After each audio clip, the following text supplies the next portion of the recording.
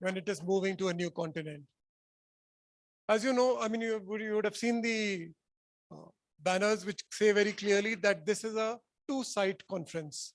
The first 3 days of which are in Solan in Himachal, and then we go to the Punjab Agriculture University in Ludhiana, 4 hours away from here, for the next part of it.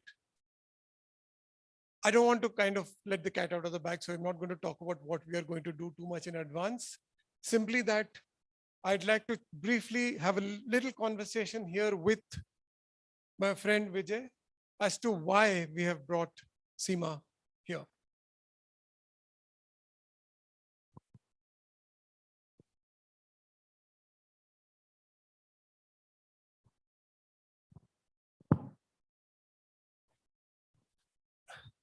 Good morning, everyone. I am sure that most of you will be very excited to be here. Weather is very nice. We were hoping it to be nice. And a warm welcome to everyone from our side. We have been trying to get the Congress here for last, I think, for more than 2.5 years of preparations that we have been trying to do. And we are very glad we are here. One of the reasons why we have been associated with CIMA for a very long time. And we, in many of our discussions and discourses in our various meetings, we were discussing about, can we think about having an important topic of agriculture being discussed because such a large agricultural heritage we have in the South Asian region. Which goes more than 5,000 years. And we wanted to bring that perspective because many of the traditions that we found out here in the subcontinent are living traditions. That's the theme that we want to carry on in this Congress, where we want to showcase the living traditions of agriculture that we are able to capture, and many of the speakers that we have been able to identify hopefully will be talking about those living traditions. So reason why we wanted the Congress to be here is to talk about those living traditions. Sometimes they get missed out or they get neglected in our over enthusiasm in science and technology based advancement in agriculture. Agriculture is there because it's the root of all civilizations for a very, very long time. But sometimes we don't celebrate it enough. Museums are a way to reflect the education. Museums are also a way to showcase the change which is happening over a period of time. We are talking about adaptive resilience in agriculture nowadays, and that is something which also, it's not a new subject. It has been there for centuries. We wanted that kind of discussion to start happening both internationally as well as in India, where we have tried to reach out to many agriculture institutions and universities who have known about these aspects, but sometimes was getting neglected. So that is another reason we wanted this Congress to be here, and this kind of topic needs to come out. And the last reason which I'll add before I hand over to Surjit is this is an International Year of Millets.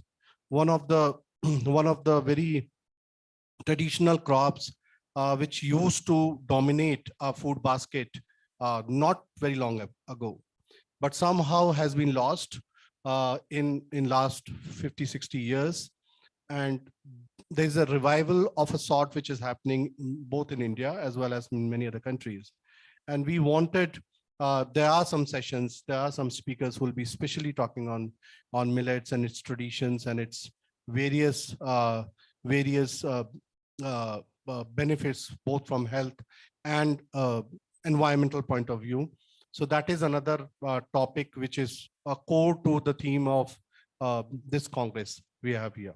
Sujit. Thank you. Hello. And before we move into the more academic and intellectual keynote part of this conference, I'd like to tell a small story. It's a story that has stuck in my head. And there's someone in this audience with who I worked on this story many years ago. It's called Pehelwan Kaun, who is the strongest. And it's a story between a peasant farmer and a resident of the forest called Jangal Ka Raja. And kahani ye hai ki जब किसान खेती करने आता है, when the farmer comes to plow his fields, the Raja comes, looks at the fields, keeps quiet till he sees the grain growing, and then he demands his share. राजा को अपना हक चाहिए, अपना हिस्सा चाहिए. तो the farmer says, this is really bad. हमने तो इतना सारा काम किया. What happened? So he had to kind of hand over most of the grain, even though he tried to negotiate कि let me cut what I can in the day. You are so much stronger than me. आप तो पूरा कर दोगे, whatever. So the next year when he tries to plant, and this brings me to the really interesting part of the story. The farmer does not grow what he grew the last time. He grows a crop which grows below the ground. So when the jungle ka Raja comes this time, he harvests all that's above. And the farmer has a ball because he's got all the crop. And that's what to me actually encapsulates the resilience of the farmer. They think on their feet, they know the land, they know the ecology, they know the plants they work with. And on that note, I'd like to ask Vijay to invite our first keynote of the evening. Our first keynote speaker is Professor Anil K. Gupta. Professor Gupta was, we were hoping that he'll be here, but he had to travel internationally. He's joining from us from Bogota, and he'll be, incidentally, I have worked with Professor Anil Gupta in the start of my career. So Surjit wanted me to introduce him better. So Professor Gupta is founder and of an initiative called the Honeybee Network, which essentially, it has multiple institutions in it. But as Honeybee Network is essentially about documentation, celebration of traditional knowledge systems and innovation, grassroots innovations. Many of those innovations are by the farmer and for the farmer. In this journey of last more than 25 years of Srishti, Gyan, and the many other sister organizations of Honeybee Network, they have documented, they have organized what is known as the Shodh Yatra, or the travel of research, and travel across the entire geography of the country. Where hundreds of people walk through one village to another village, starts documenting and meet grassroots innovators. This is a journey that Professor Anil Gupta, who was also a professor with the India's premier institution, Indian Institute of Management, Ahmedabad, as a management professor there. This is the main driving force of his work over several years. One of the most important aspects was to celebrate traditional knowledge systems, to document them, and to bring it out in the limelight. Many of the innovations have been converted into viable products that are now in market and are being scaled up by different institutions through technology transfer agreements and setting up of micro enterprises of various kinds. Professor Gupta has worked on intellectual property rights, largely of the people, common people, farmers, and traditional practitioners. And he has been a champion of the cause of traditional knowledge systems across the world, across many, many countries. And he's written many books, many papers, and we will be looking forward to hear from him on the journey, on his journey, plus a special message for the delegates here. I'll request if we have Professor Gupta online, then we'll be having him as the first speaker. Thank you.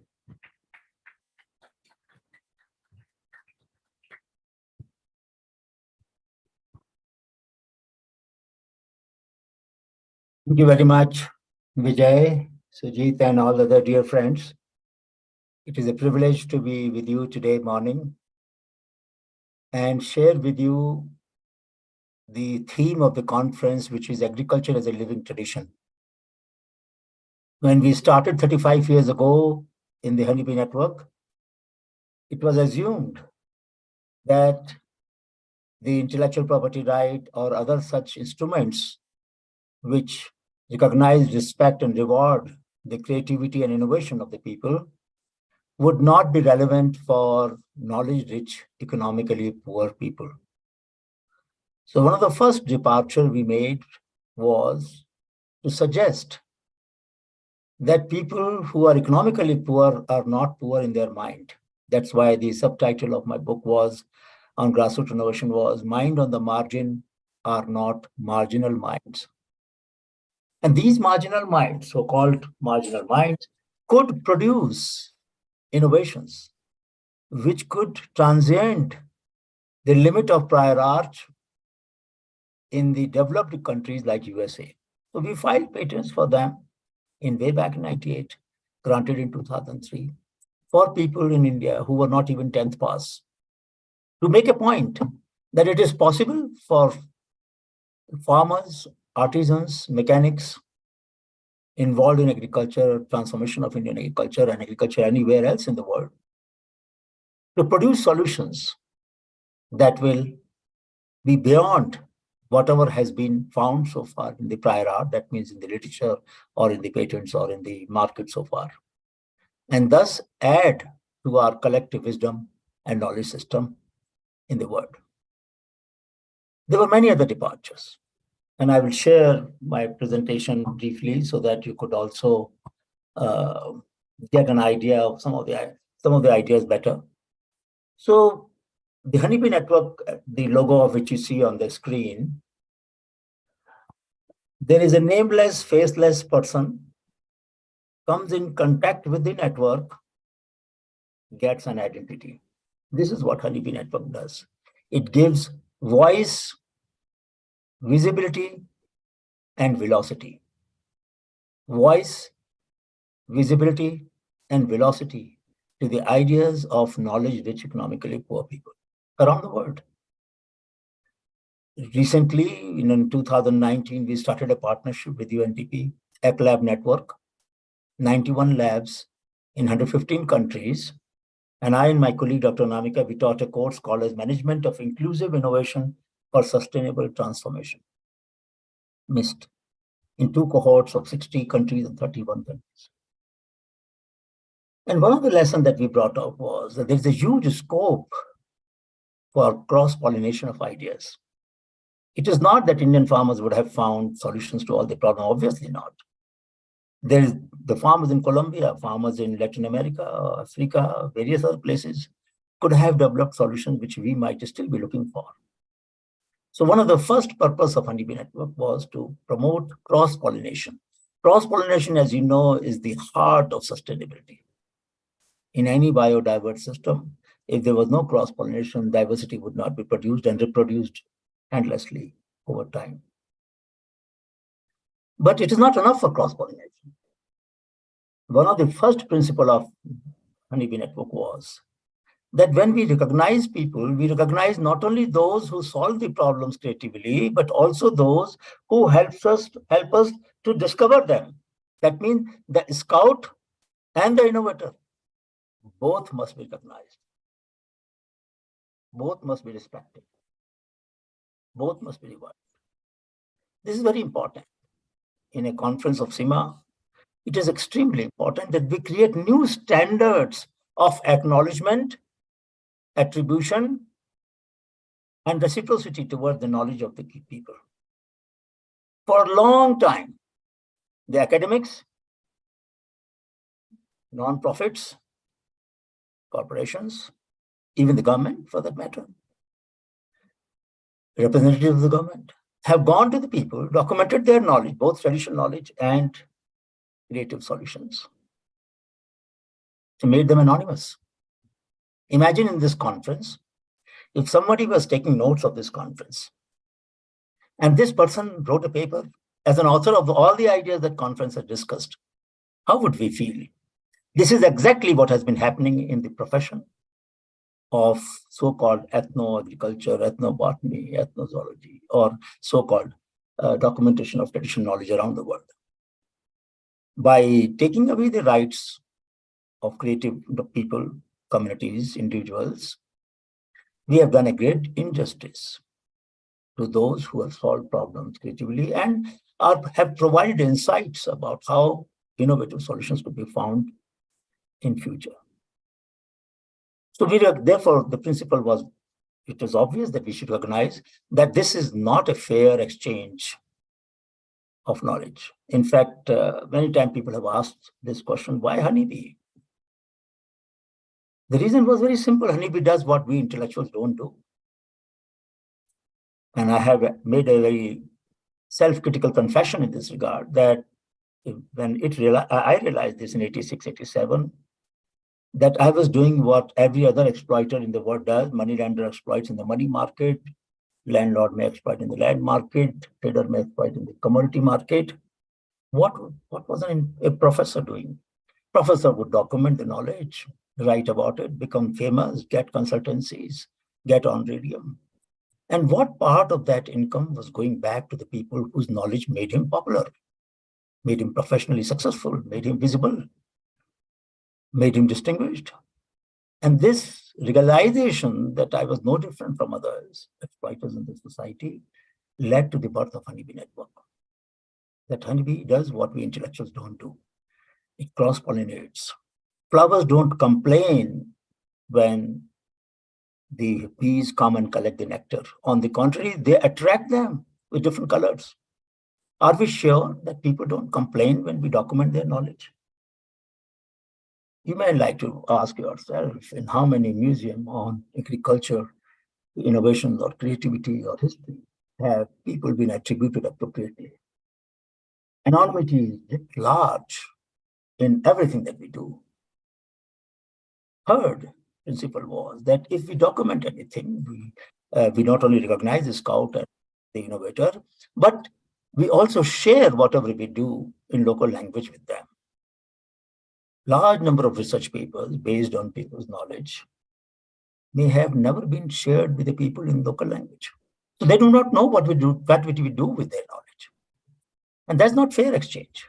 That's not ethically correct. The fourth principle was that in case any income is generated, any consultancy is generated, I would include even the per diem of our visit abroad or wherever. Whatever income is generated, a reasonable share of that must go back to the people whose knowledge made it possible. These were the four principles with which we started. And then Srishti was set up in 93. Vijay had worked with us day and night.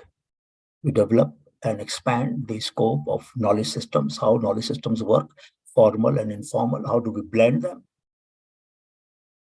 He also, then in 97, we had a first conference, international conference on creativity and innovation at grassroots, iccig.org. You will find all the last 4 conferences proceedings there. And Gyan was set up in collaboration with Gujarat government, IMA, Srishti, Honeybee Network. Gujarat Grassroots Innovation Augmentation Network. And the goal of Gyan was to link innovation, investment, enterprise. And I'll come to that a little later. In 2000, it occurred to us, and in 98, in fact, we started a discussion with different secretaries of the government of India about scaling up the experience. By that time, we had about 10,000 innovations and outstanding traditional knowledge practices. And everybody said, do a pilot. I said, we have done a pilot without any money from the government. So why should we not think of scaling it up as a national initiative? And after several efforts, and thanks to the foresight of the people in Ministry of Finance at that time, Dr. E.S. Sharma, Dr. Vijay Kelkar. And at that time, the finance minister recognized the merit of the idea, and he announced in the budget speech of 99 that they will create a national foundation for the purpose, which will blend formal and informal science, which will try to create a leadership of India in the field of sustainable agriculture and other such aspects of knowledge system. National Innovation Foundation was created in 2000. Till 2018, I continued to be working with it as executive vice chair, and then I stepped down and now I'm only on the board. But this foundation has created benchmarks when it comes to creating standards of acknowledgement, attribution, and reciprocity in the knowledge system. Agriculture, non-agriculture, related diversification. And this then obviously leads to one question, which I think this conference should really address, is and which I have strongly believed, that a change not monitored is a change not desired. If we are not monitoring how a farm laborer teaches us, his name was Wala, in Jamnagar. We had gone to a farmer who had developed a variety of chili. And we wanted to talk to his laborers because farmers work on one farm for all his or her life. But a laborer works on multiple farms.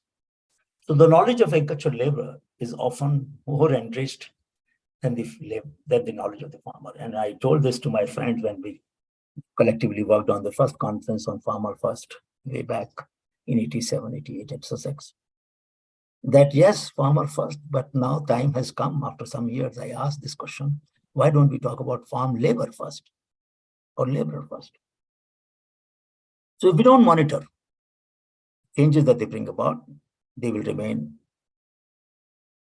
out of our cognitive process of recognizing the knowledge producers. And therefore, our museum will be bereft of the contributions that the people who work with their hands and may not have any property contribute. Let me give you an example. So we were talking to Bala, we said, okay, when you transplant the seedlings of the chili, what do you do? He said, sir, we transplant them with your left hand, not with the right hand. I said, why would you do that? Because seedlings have very shallow roots. And if we plant them too deep, then the growth would not be good. I said, all right. He said, but the paradox is that because we plant them with the left hand, they are shallow rooted and they're not too deeply in the soil. When we irrigate, the fast irrigation will lodge them. So we give slow irrigation. I had never studied in my agricultural education all my life that irrigation can be fast and irrigation can be slow. And he said, yes, the plot size or subplot size keeps on, when it becomes large, the water spreads slowly. When it is small, the water spreads, it gets filled up quickly and moves slowly, faster, depending upon the way you release the water. And he said, we need to give slow irrigation. This is just one example of how laborers might contribute. I can give you many more examples as we proceed. So therefore, my suggestion is that we should also monitor the creativity and innovation, not just of farmers, but also of laborers. I'm not saying farmers don't innovate. Of course they do. And there are tens of thousands of examples of farmers who have been recognized by the country, by the President of India, who have stayed as a guest of the president at President's house for 2 weeks, up to 2 weeks, at the Festival of Innovation, which was started during President Pranab Mukherjee's time, and continued later as Festival of Innovation and Entrepreneurship during Shri Kovindji and current president. So if we recognize the knowledge and creativity of laborers and farmers without ignoring the workers, it is possible that we might do greater justice to the history and to the heritage of a vibrant living system like agriculture. Now, it is also important, agriculture we should see as a crisis that is emerging, and no day passes when in your neighborhood, in Punjab, Western UP, Haryana, and many other developed regions, a crisis of sustainability in agriculture is being raised because water table is going down, soil is being mined of the nutrients, the biodiversity is going down, monoculture has spread, therefore facilitating the diffusion of pests and diseases and weeds. So there's a huge crisis that the cost of agriculture is going up, and the prices obviously cannot be increased every year to the extent that would meet the cost. And therefore, there is a suffering, there is a distress, there is a free riding in the agriculture sector. In my own campus where I taught and have been teaching there still 40 years and odd, the water table was going down by about 12 feet every year. When I joined in 81, there the water table was around 200 feet. And you can imagine how much water table had gone down. And the tragedy is that as the water table goes down, the quality of water goes down too.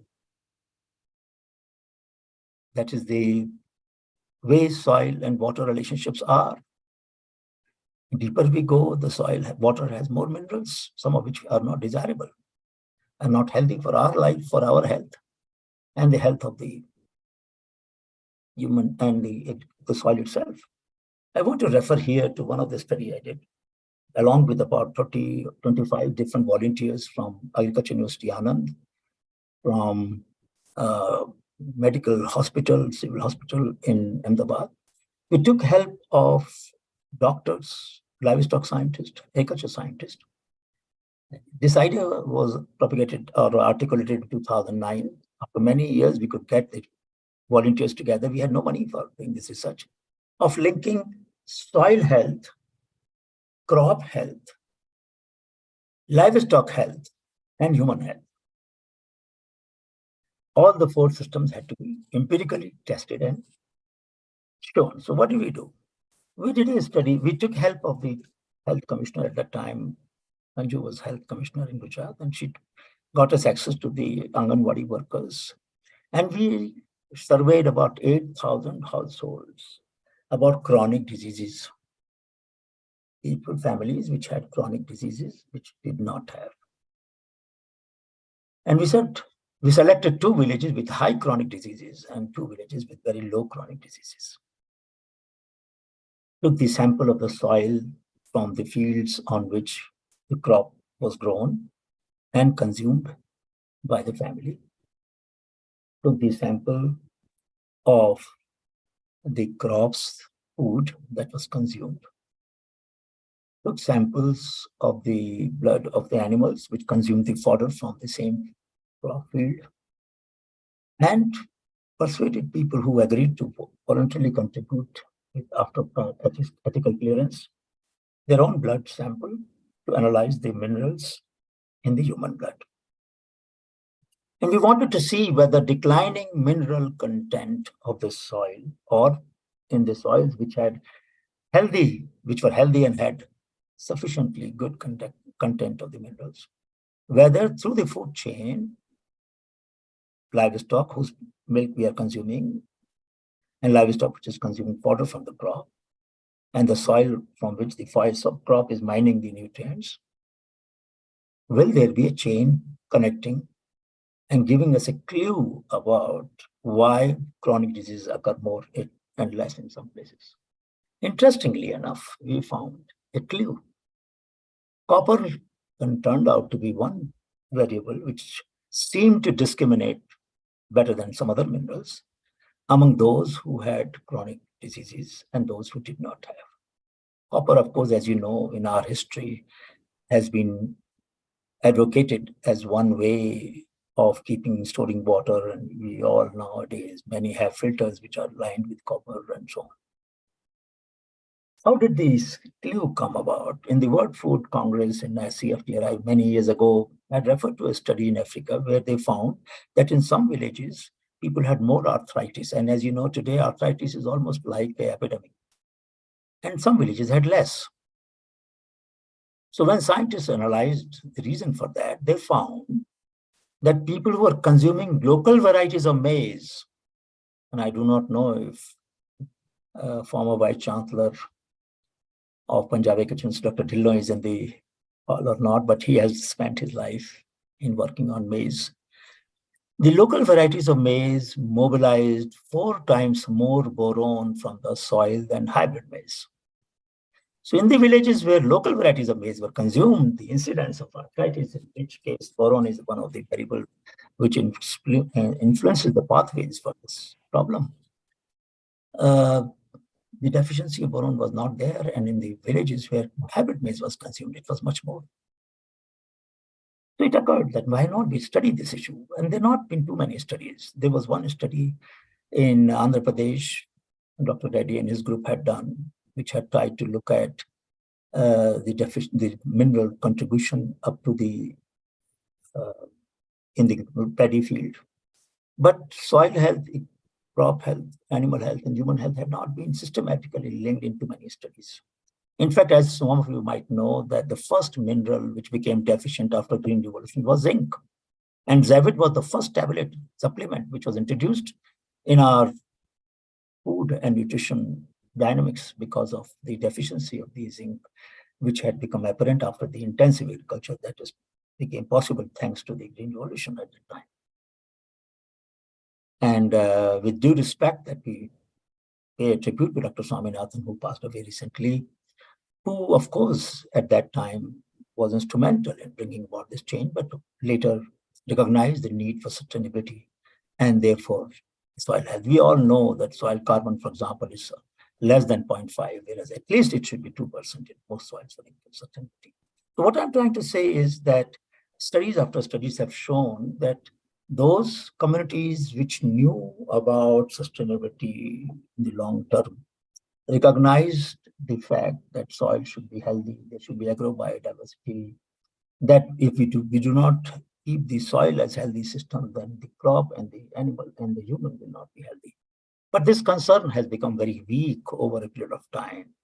There are few times when the livestock scientists, the human medical doctors, and the soil scientists and the crop scientists will sit together and look at how we can gain new insights about the sustainability in agriculture and in related affiliated diversified field. Let me go to the next point that Honeybee Network has tried to pursue, and which is about this is about another example where studies have shown around the world that the vitamin C in spinach in 1950 to 1994 had come down per 100 grams to almost 13 milligrams per gram compared to 150. So this has been studies all over the world that studies have been done which have shown this. Now, what do we do in such a situation? A leader in knowledge economy has higher upload ratio to download. Today, we all download a lot of content and upload less. This conference provides a context for reinforcing this reminder that we need to have very diversified studies uploaded for both virtual connection to the global minds and also, of course, physically. You should have put this knowledge in your own collection or in your museums and wherever you wish to do. But at the same time, the virtual collection of this knowledge is a fundamental need. Those communities, those societies, those sectors, those disciplines which have to lead the world in knowledge economy have to have a very high share of, have to have a very great content of sharing open knowledge. So Honeybee Network has put a lot of emphasis on database development. Multimedia, multi-language database was one of the databases that we tried in 1997. And the purpose was at Global Knowledge Conference we shared in Toronto. And we said that, look, people-to-people learning requires local languages. And people should learn and to be able to overcome three barriers: language, literacy, and localism. I should learn in my mother tongue. I should learn even if I'm illiterate. And I should learn also in not from local knowledge, but also global knowledge. So one of the key purpose of conference like CIMA is to ensure that sustainable practices that farmers have developed over a period of time, and I'll give a few examples, trying to keep my presentation short. These examples need to be part of a global pool of knowledge so that all of us get inspired by the creative solutions that people have evolved over the last several millennia and continue to evolve. It's a dynamic knowledge system. It is not, traditional knowledge is not a fossilized knowledge system where knowledge was produced at one time and carried forward by subsequent generation without applying their mind. This is not a fair way of interpreting the knowledge system of our societies, any part of the world. The weather has changed, the soil has changed, the infrastructure has changed. Suddenly a road has come up which has become like a dam because no culvert is provided. Therefore, the water is not passing through. Now it's as water is getting stored in a field which was earlier getting drained because of passage of the water to the lower side. Now the road has blocked it. And new ecological, agroecological condition has emerged in which new Solutions will have to be found, and new ways of coping with this new crisis has to be found. So there are a large number of such changes which keep on taking place thanks to urbanization, industrialization, and other inevitable activities in our growth and development process, which change the macro environment, and therefore we change the way we cope with that environment and develop new solutions. In most places, people try to cope with this stress through creativity and innovation. How do we share them? So we realized that we must have large number of databases of weeds, edible weeds and non-edible weeds. And though the language of weed says that a plant which is out of its place, but there is nothing in nature which is out of place. So companion plant would be a more better term. Many people use this term to suggest that plant which grow along with the main crop that you are trying to harvest in the field. But for the sake of convenience, let me continue to use the word weed. And there are a large number of weeds which are edible, bathua in wheat crop and many others, which are also nutritionally very useful. So once we were talking and we had to show the yatra. I have walked in every part of the country from Andaman to Gorej Valley and all the states of the country, more than once in many places, along with the volunteers of Honeybee Network. We call them Show the Yatra, learning walk. And these walks, in summer we go to hot places, in winter we go to cold places. In autumn, I take my students to Himalaya, so 3 times in a year. And the reason is very obvious that when you go to, for example, last 49th Show the Yatra we had in Balia and Ghazipur, then some of you might have read about 200 people were affected by the heat stroke and they died at that time. And there was a crisis at that time because the temperature was very high. So we said, all right, we will continue to walk and understand. We start early in the morning, then take rest in the afternoon, and then start again in the evening and continue in the late evening and night. And we realized during this walk, as in many other walks, that there are things that people are struggling with.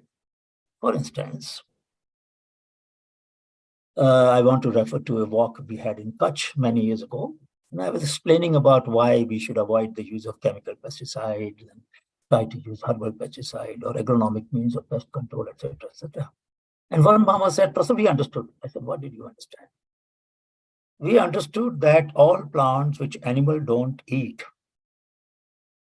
all those plants which animals don't eat are source of potential pesticide.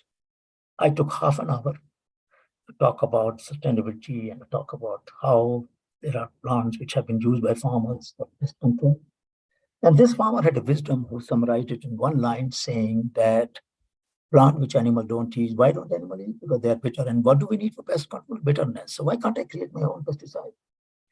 This insight way back early 90s was a very powerful heuristic. This is applicable globally. Any part of the world, you will find plants which are non-edible and which may have toxicity. And these plants extract of this plant with due care about residual effect and so on, could be used as one means of plant protection. So the knowledge system must be shared so that those farmers and the laborers who have not discovered this insight may learn from it and invigorate their knowledge system in their own way. Incidentally, all of you would agree with me that if you have observed spraying a laborer or a farmer spraying pesticide, I have not met a single farmer who uses safety gear. Nowhere in the country, nowhere, not one farmer. And obviously, this should raise a question that who is affected most? Like generally, the laborers will be affected most by the pesticide that falls on their body. So if we move towards sustainable agriculture, non-chemical intensive or non-chemical pesticide intensive agriculture, we're also doing a favor to the health of the workers and the farmers. You know, there is a cancer train in Punjab. People have been suffering from the consequences of unbridled use of chemical pesticides.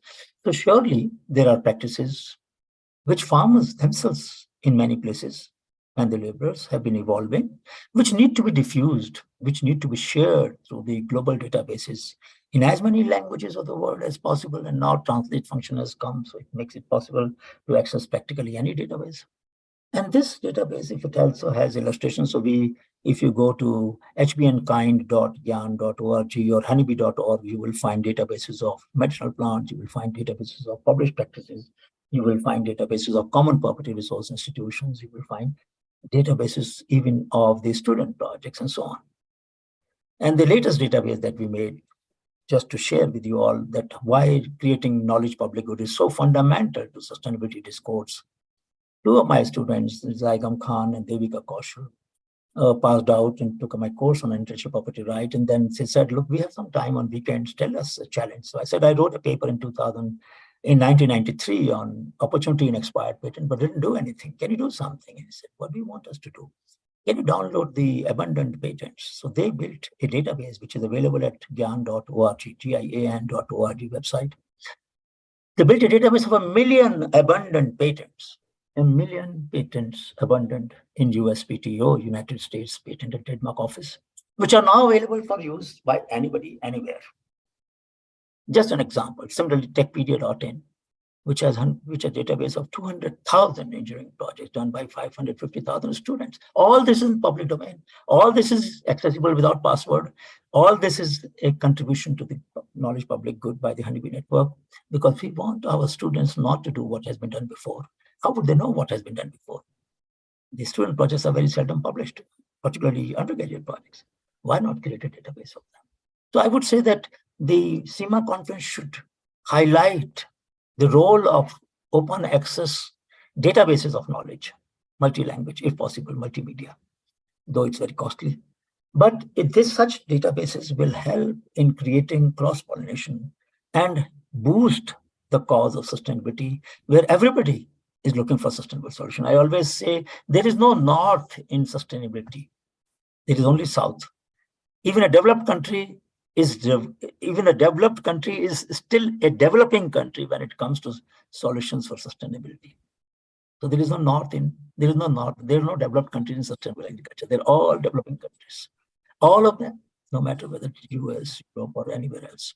So if there is such a wide need for learning about sustainable outcome, why wouldn't we find ways of doing that? This was one study which my colleague Anamika published in her thesis, when we used the studies data for about 40 years, every 10th year. So she used the data for 30 years. And this brings me to another aspect. The sustainability requires longitudinal studies. So we looked at the biodiversity, agrobiodiversity in some villages of eastern India, in Faizabad, Kumarganj area. And we looked at plot by plot diversity. So if you see the map, we mapped the varieties of each plot and monitored it every 10th year, same way, so that we could see how agroecological variations at small distance, just a few 50 feet or 100 feet apart, changes the agroecological environment because of elevation changes and the distribution of the soil.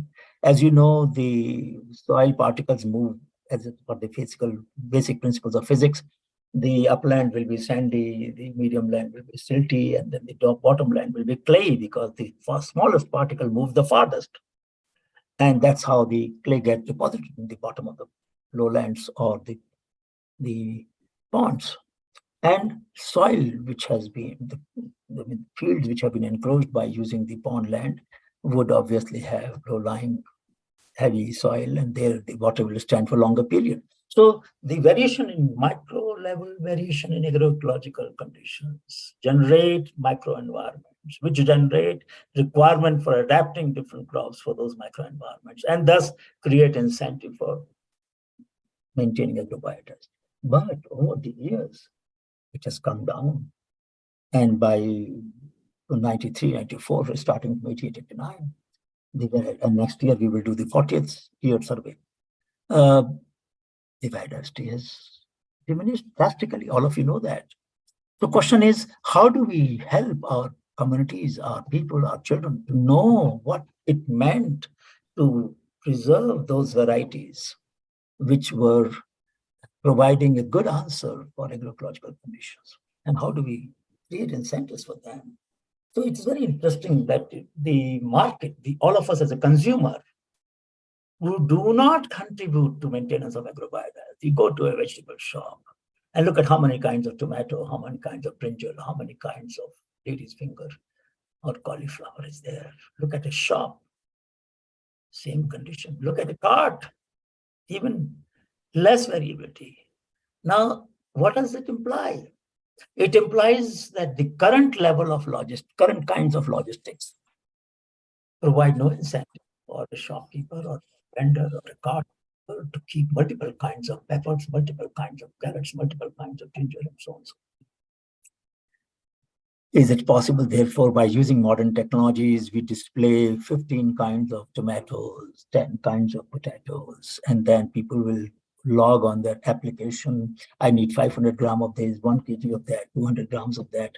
And the back end, somebody will put all those things together and give you a packet with all diverse. So you would not have one crate full of one kind of carrot or one kind of beans, but you will have sockets, maybe 15 kinds of carrots being displayed in a carrot, and then you will have, each one of them is numbered, and you can prefer the ones that you want. You want black ones, you want dark red ones, you want yellowish one, and you can then select those numbers, quantities, and they will be put together by the logistics team in the back end and provide you the solution. So it is not impossible that consumers, by creating their demand as an incentive for growers to conserve biodiversity, contribute to this cause. Such tales are yet to be invented, but I'm sure this conference will discuss operational ways in which we can connect the consumer preference with the producer's concerns and constraints, and thereby fulfill the goal of sustainability. Let me give you another example. This I have already discussed. I would like to mention one example of flaxseed. My favorite example. Flaxseed used to be consumed by horses. 100 rupees a quintal was the price. Now it almost 100 rupees, 100 grams. No other change. Same flaxseed, alsi ka beej. Why? Because scientists could find that it has high 3-omega fatty acid, 3 and to some extent 6. And those who are vegetarians are suffering from the deficiency of this and can get by consuming alsi. So most of you today on your table will have a bottle of alsi, either roasted or otherwise, which you will use to supplement your functional food. Not anything else, but just science and technology made it possible for increasing the value of a crop from 100 rupees a quintal to 100 rupees for 100 grams, more or less. Now, this is possible. Put to the buckwheat. Many of us, and majority of us must have eaten it during the fast. Do you know where does it get exported to most? Japan imports the maximum buckwheat from our country. Extremely rich in nutrition. In fact, all the food that we consume in fast are, truly speaking, fast nutritional foods. They are not fast food like your Maggies and other, but they are very rich food. So that even by consuming some of them in the fasting period, we get our nutritional requirements and can continue to work at optimal level of performance despite fasting, despite not taking our food. So there is a lot of traditional knowledge as well in these crops which has been neglected. I want to come to the last part of my conversation about how do we create markets for the knowledge that our society has, and thus increase the partnership between consumers and producers. So recently during Balia and Gazipur Shodh Yatra, we took the corn silk. जब भुट्टे को छीलते हैं, तो you get that fiber. Every seed actually has a stigma style, and these eventually become brown when they are fertilized. They are otherwise green in the beginning. So most farmers, when they will use corn, they will use the cob, they will throw away the corn silk. I'm sure 99% of the people sitting in this conference and auditorium might have done the same thing. When they consumed cob, either roasted or boiled, they would have thrown away the silk along with the sheath. But do you know? And if those of you who are interested to find out, just do a search on your web and find out the uses of corn silk, and you will notice that it has very high antioxidants and very good for people at my age because it can be useful for prostate, among other things. So I take tea of corn silk in the morning. Very good. Even for those women who are affected by UTI, will find it very good. The point I'm trying to drive home is that abundant resources boost the circular economy by finding new use. Even the tassel of corn is very useful. So question is, those resources which are going waste today can become source of nutrition and income and medicines, phytomedicines, and generate higher income for the farmers, better use of the biomaterials, and at the same time, it could also be useful for the economy and improve our health, improve our well-being. So abundant resources, those plants, for example, in Himachal Pradesh, curry patta grows like a wild plant along the water courses all over in Kangra Valley and many other places. Recently, we were in, we had a show with our students, and we walked from McLeodganj to Palanpur, and you will find this growing abundantly. India could be a global leader in curry patta powder, and it is very good source of vitamin A and many other nutrients. Hardly any plant exists in Himachal Pradesh which dries these leaves and powders, and that's all what is required. But this knowledge is not available to large number of communities, because of which the local enterprises are not being developed. So I would say that it is time for elevating the goal of conference of this kind, that we provide ideas for entrepreneurship to young people when they come to visit a museum of this kind, either virtually or physically. And they must go back with a insight, with a challenge, with a trigger to set up enterprises, decentralized, as Gandhi always argued for, decentralized economy, decentralized distributed enterprises, and through in situ value addition. We have very little in situ value addition in agriculture sector. In situ value addition, wherever it occurs, there only we add value, not transported 1,000 miles away and then add value somewhere else and create pollution there and do other things. Whereas here we can use every bio waste productively.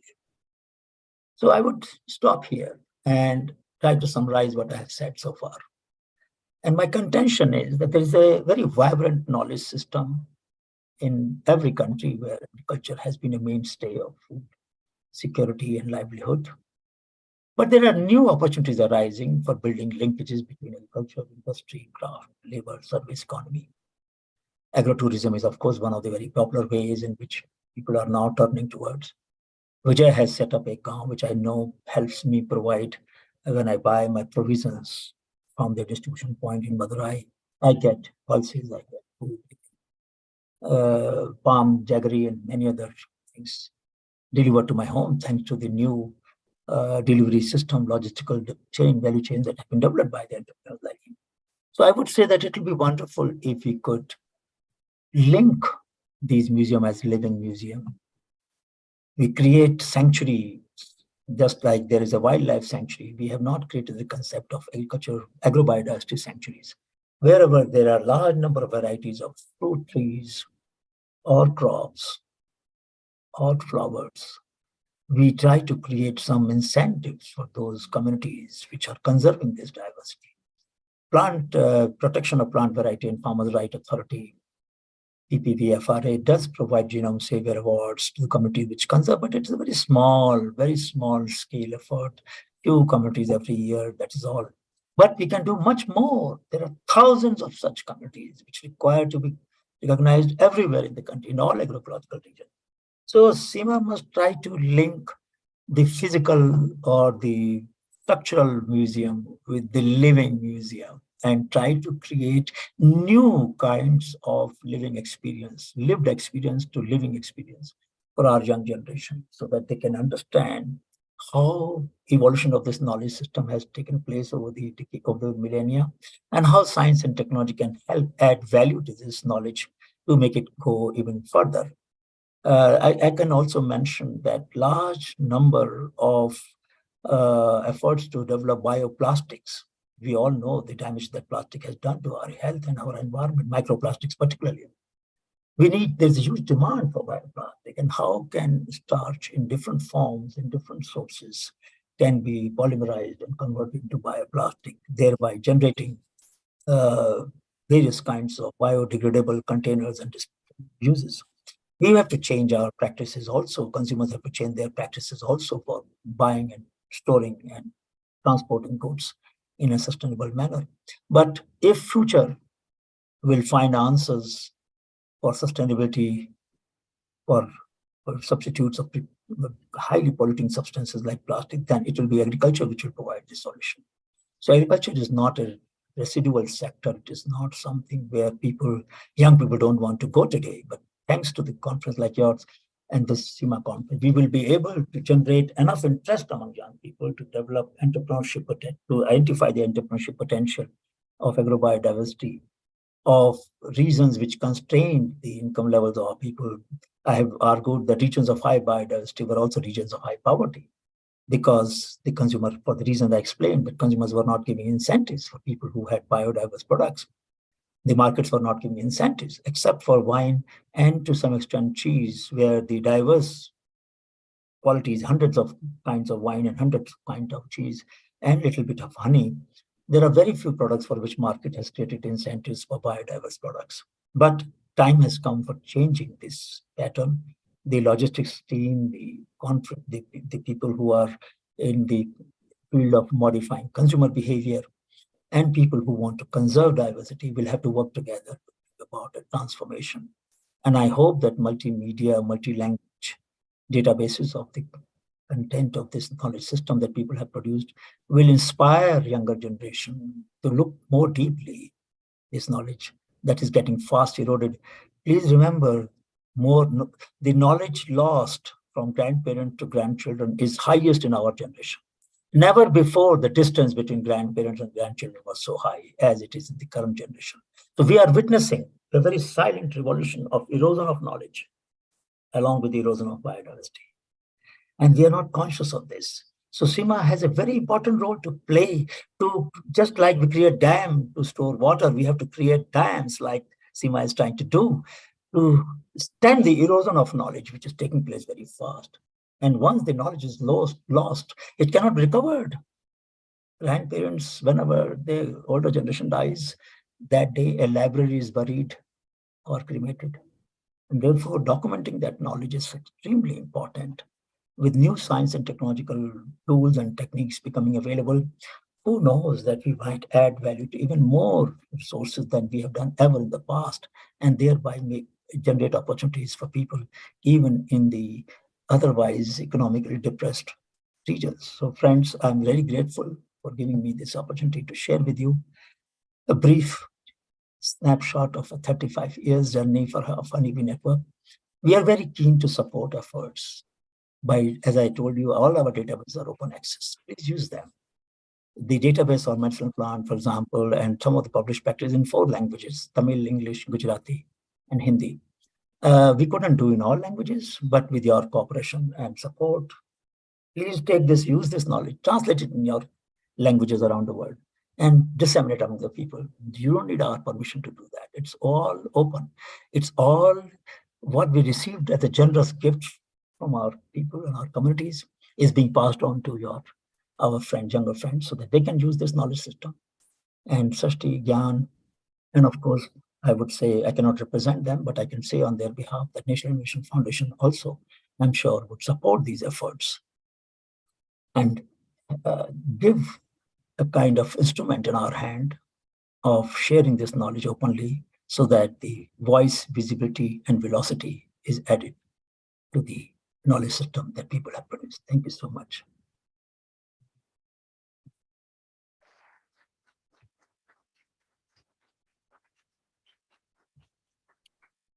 Thank you, Professor Gupta. Thank you for your time. And we hope if you have time, then please do watch the proceedings for our next few days. Thank you so much.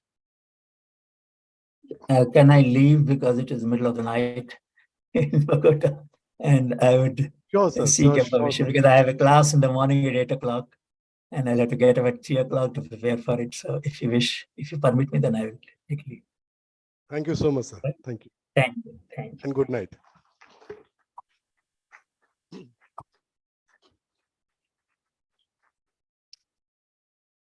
Our next keynote speaker of the day is Dr. Devendra Sharma. I'll request Dr. Devendra Sharma to please to come. Dr. Devendra Sharma is a distinguished food and trade trade analyst, and has been an award-winning journalist, writer, thinker, and researcher. As I don't, many times in conversation doesn't usually come out, but he's also a trained scientist in genetics and plant breeding. So it's a very I had a honor of having been in touch with him for last many years now, and I think most of his work that is being recognized in writing is about the voices that he brings out of people who I believe do not have representative voices in our mainstream media as well as in our policy discourse. And Dr. Devin Sharma has been doing that consistently for many years now, and has become the voice of rationale in terms of analyzing the complex understanding of trade and policy in the simple language of impact on the farmers and farm economy. We had requested Dr. Sharma to reflect on considering the topic of our conference, which is linked to history and heritage on agriculture. We had requested him to kind of come up with something that makes us understand over time how agricultural policies, agricultural trade has impacted the culture of agriculture, which is something which is for a country like India and many countries where agriculture remains the predominant industry as well as a way of life. It is very important that we understand high level or macro level perspective of how things shape when it comes of policies, because food is a very important element of our lives, but sometimes we forget who grows that food. And I have seen Dr. Sharma taking up the voices of the farmers in the strongest way possible at all forums that are possibly to be seen. Dr. Sharma.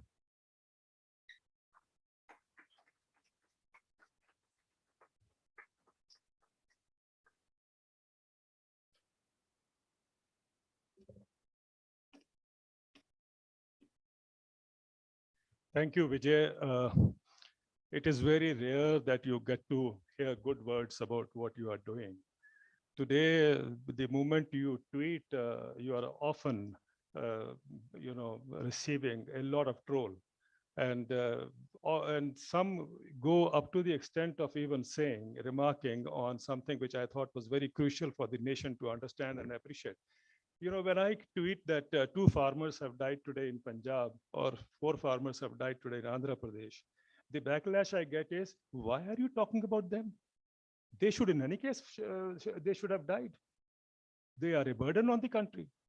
This is a response that is coming from the educated people. Obviously, they are not communicating with me in Hindi on the Twitter. So the point here is what is happening, that we think that the farmer, once the pride of the nation, has become a burden on the nation today. Now, I think we will try in the next half an hour to at least go around and see, when we talk very proudly of the importance of agriculture. And as the great M.S. Randhawa used to say that Punjab's agriculture or Punjab's culture is basically agriculture. And I think that was the first time that we started thinking or viewing agriculture from that perspective. When I landed yesterday at this university, and not my first time, and I hope Professor Khosla is listening, the kind of warmth that you see around walking around in this campus. And then, of course, in the morning also, when I come here and see the younger student in large numbers participating. So all I can say is कि मुझे तो कुछ होता है.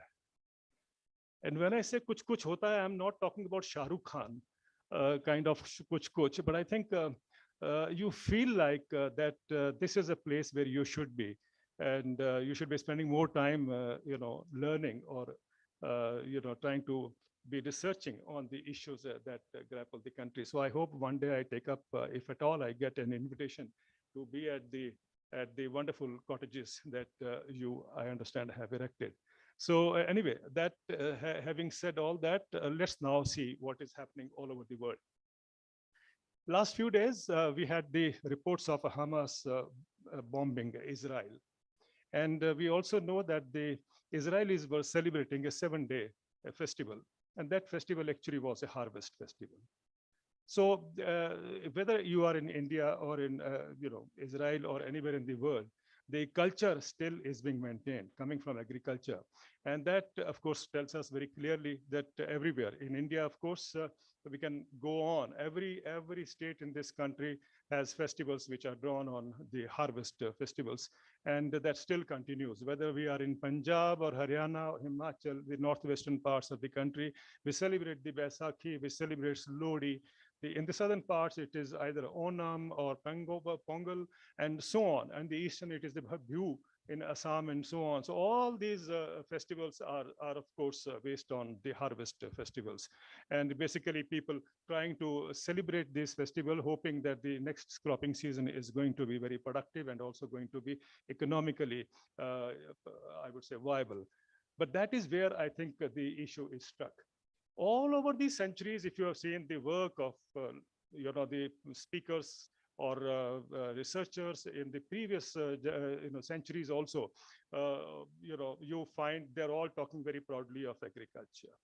Now, of course, we all talk of agriculture, as we just heard also, and there are various aspects of agriculture which we need to focus on, which need to strengthen, which we need to ensure that agriculture becomes resilient, especially at the time of climate change.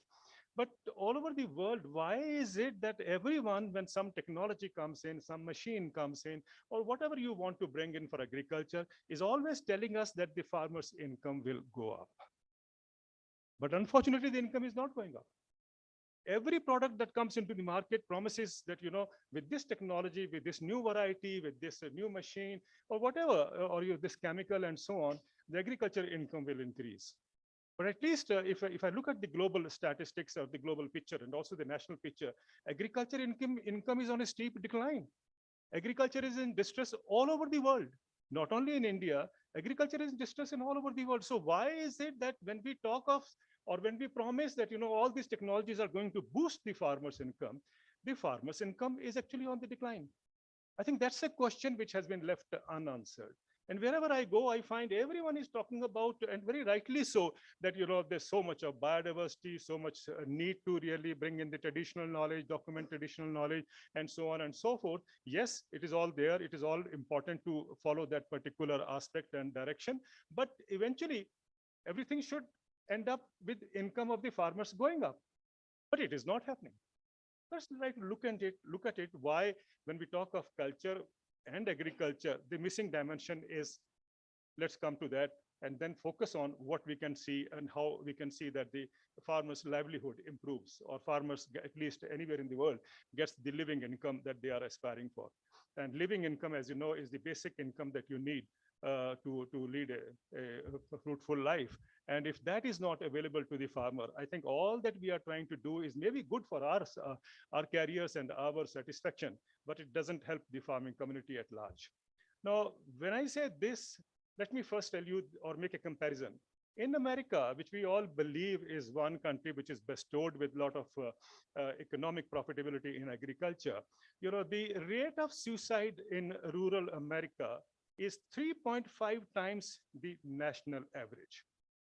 This is in America, where we believe that a lot of money is going into agriculture. Agriculture is very profitable and so on and so forth. And if you look at in India, we know that every year, roughly, that's the official figure, roughly about 12,000 farmers commit suicide in India.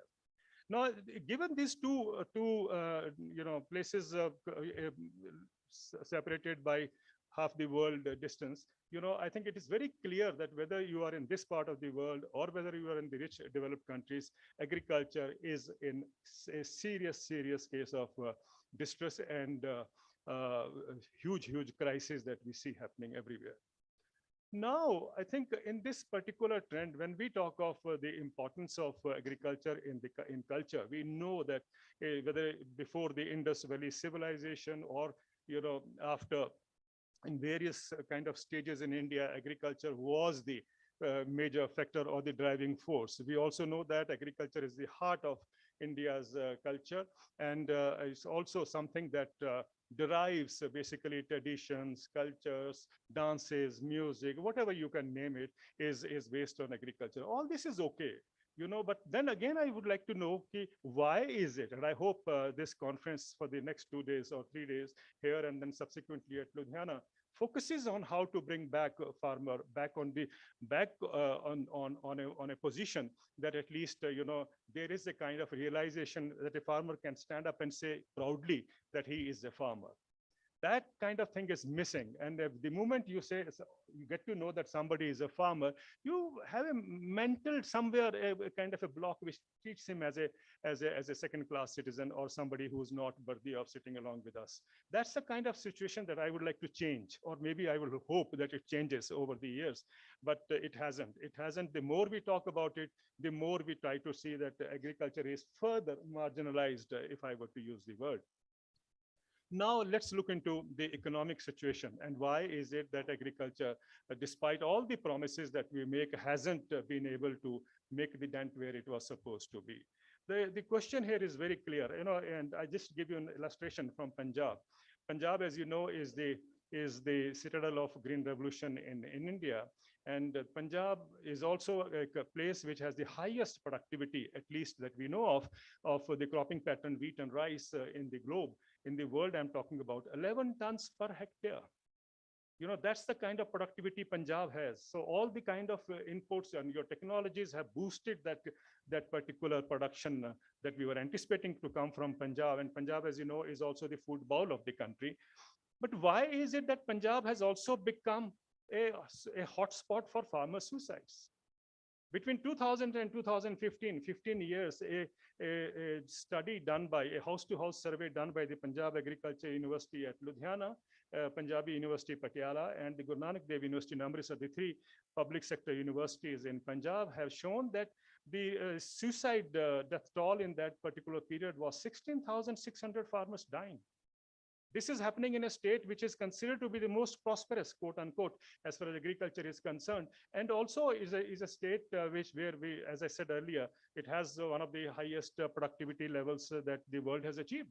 And yet there is a huge crisis when I look into the farmers' livelihood in Punjab. So there is something which is missing. I'm sure you will all agree. How can it be that the state which is producing so much or so high as far as agriculture is concerned, and then has to be faced with a kind of a suicide trap that it is already in? So I think this tells you very clearly that there is a missing dimension, perhaps that we don't want to touch, or we don't want to see, or perhaps we feel that it is something that will eventually be taken care of by more people quitting agriculture and joining the mainstream or coming to these cities. That's what I remember a former governor of Reserve Bank of India used to say, that the biggest reform in India would be when we are able to take out people from farming and bring them to the cities, because cities need cheap labor.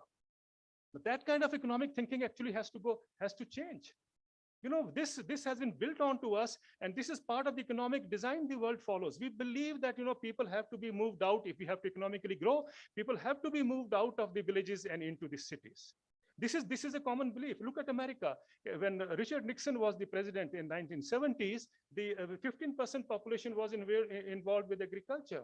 Today, in 2020 or 2023, hardly 1.5% of the population now remains in agriculture in America.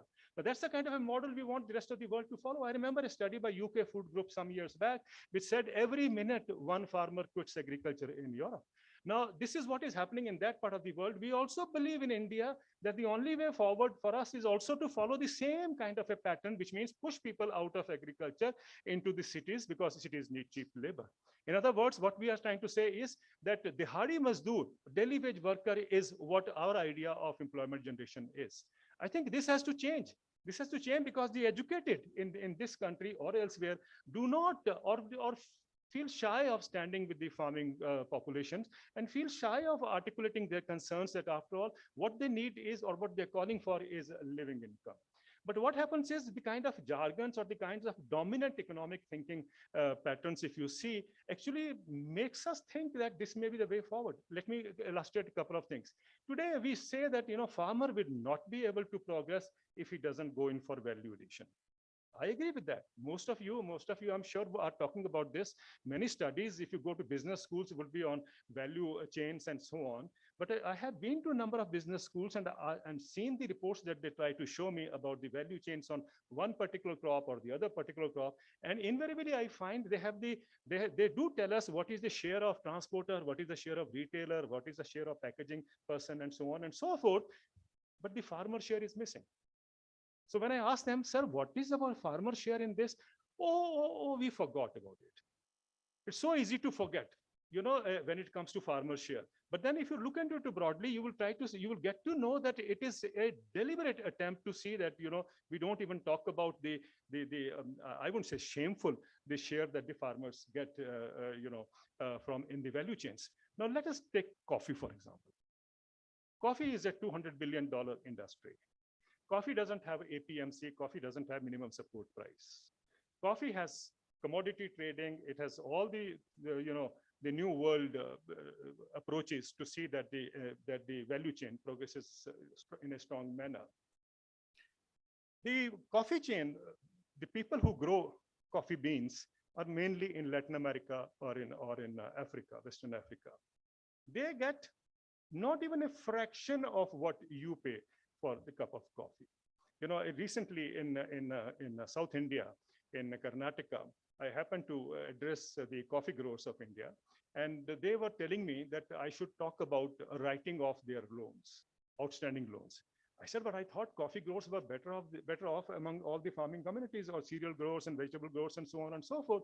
They said, no, we have a outstanding loan of 8,000 crores, which we would like the government to write it off.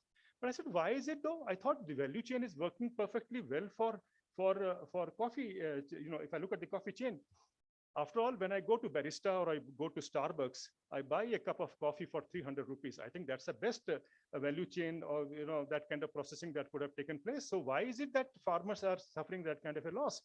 Well, they said, okay, we will try to get to the real figures as to how much a farmer gets when you pay 300 rupees for a cup of coffee. Next morning, they came to me and they had done the arithmetic. They said, out of the 300 rupees that you pay for a cup of coffee, and I'm sure the youngsters are listening here, the farmer gets only 1 rupee. Now, when you look at the value chain, we are all very proud, oh, look at it, coffee has done remarkably well, and so on and so forth. But eventually, the farmer is earning nothing out of it. 1 rupee per cup of coffee. So that tells you how the value chains are derived at. And then I remember one of the American universities started working on coffee and livelihoods and so on. And they tried to raise a kind of a ruckus. It didn't work. So they eventually went to the better known economist, Jeffrey Sachs. And Jeffrey Sachs got convinced about this, and he also started talking about it. Because of his influence, he was able to raise $10 billion dollars as the fund for helping the farmers. And I used to say at that time, $200 billion industry, only 10 billion, which is not even 1% of the total outstanding profits that the companies have made from this kind of a value chain that we are talking about. It doesn't end with coffee. You can see what happens in the case of chocolate. And why chocolate? Just think about bananas. I have never understood why bananas are still priced at the price that I used to buy when I was a young student. 40, 50 rupees, that's the price for bananas a dozen. All over the world, if you look at it, America and Europe is the cheapest fruit.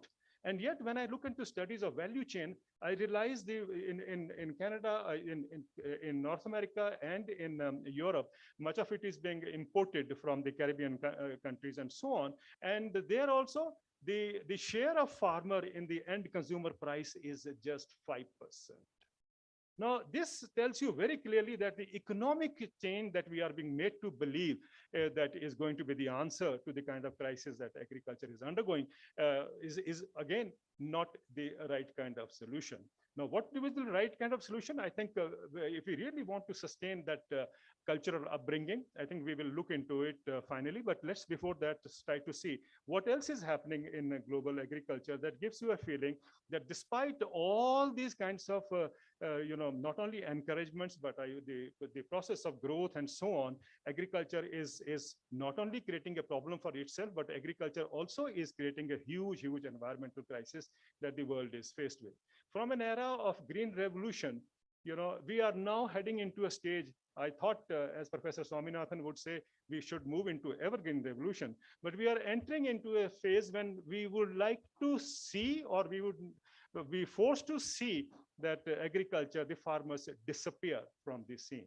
And that has begun to already happen. That has begun to happen already in the Western countries. And we see that not only Holland, which has asked 3,000 farmers to go, but England also is under pressure to remove 5,000 farmers. And then, of course, countries like New Zealand, Austria, and so on. So there is a war against farmers globally that we see. On the one hand, we are saying that the farmers make become economically viable and so on. That's the kind of discussion going on. On the other hand, if we see the realities are moving in the other direction, we even want the minuscule population that is left to do farming in those countries is also being driven away now in the name of the climate change. So that's another problem that the world is faced with, and somehow we are still not stuck. We have not been able to link the dots that we need to do it here. Because for the question that when we had the protest happening in New Delhi, the iconic farmers protest. If you remember, the banners would say "No farmer, no food."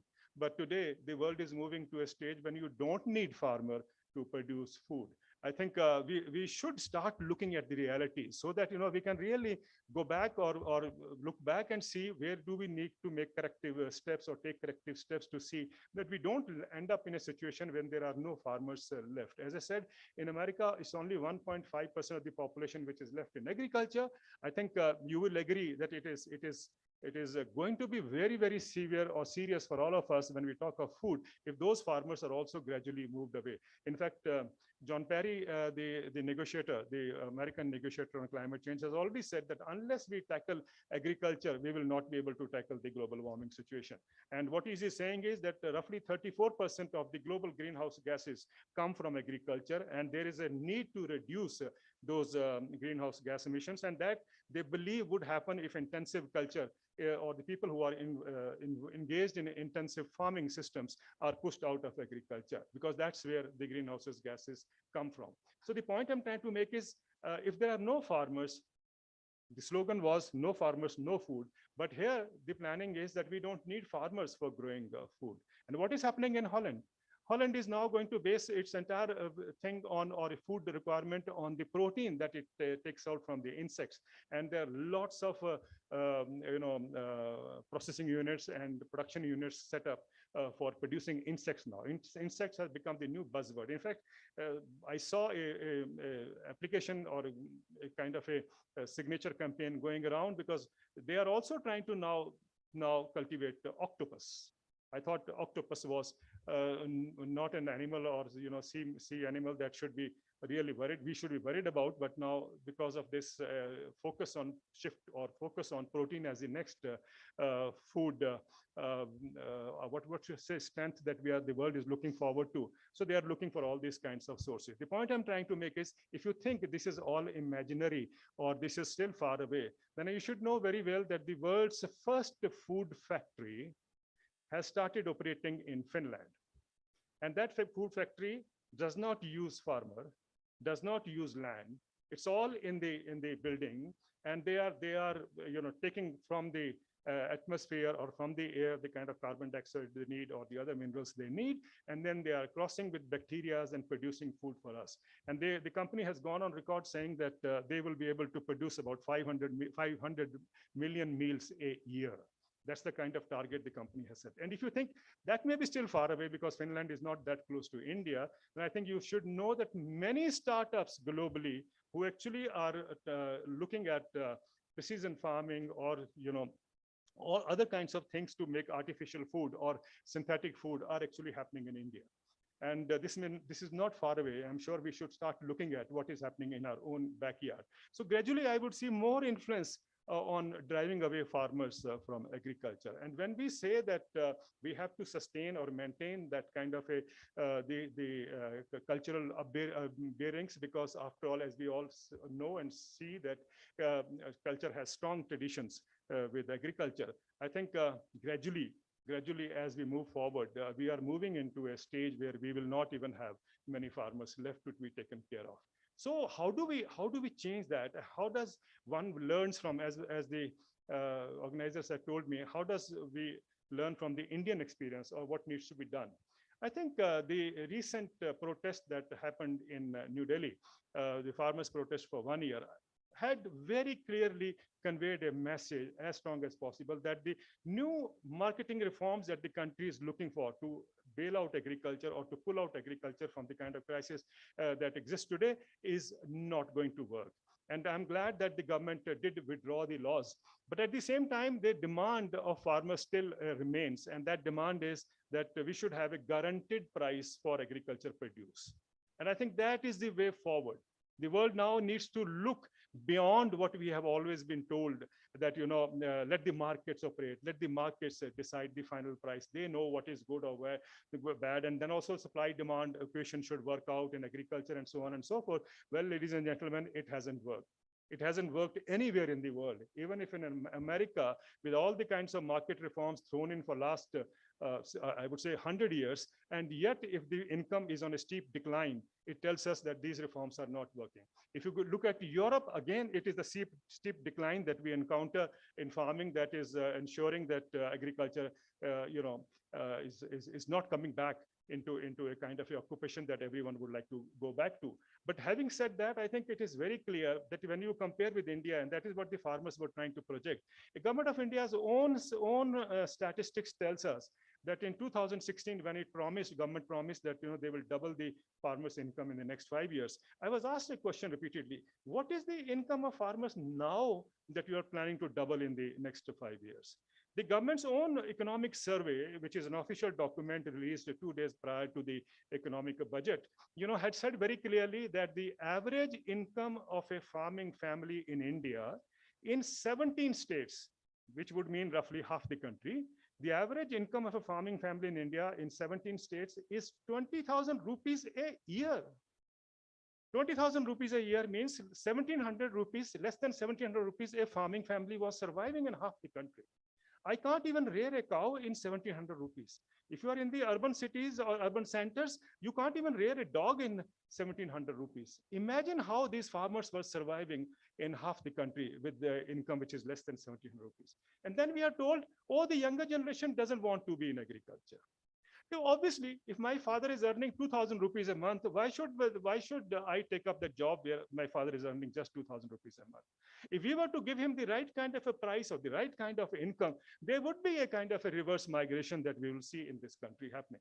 And I think that is where the world needs to look up to India, which when you say the model for resilience, agriculture resilience or farm resilience can come from India, is because you don't have to follow the Western model of pushing people out of agriculture. You have to instead build agriculture, rebuild agriculture, and make it a kind of a economically viable proposition. That's the kind of enterprise we need to build up in this country. And why not? A lot of people believe, no, farmers, if you get a price of 2 rupees per kilo for your tomato, you are very happy.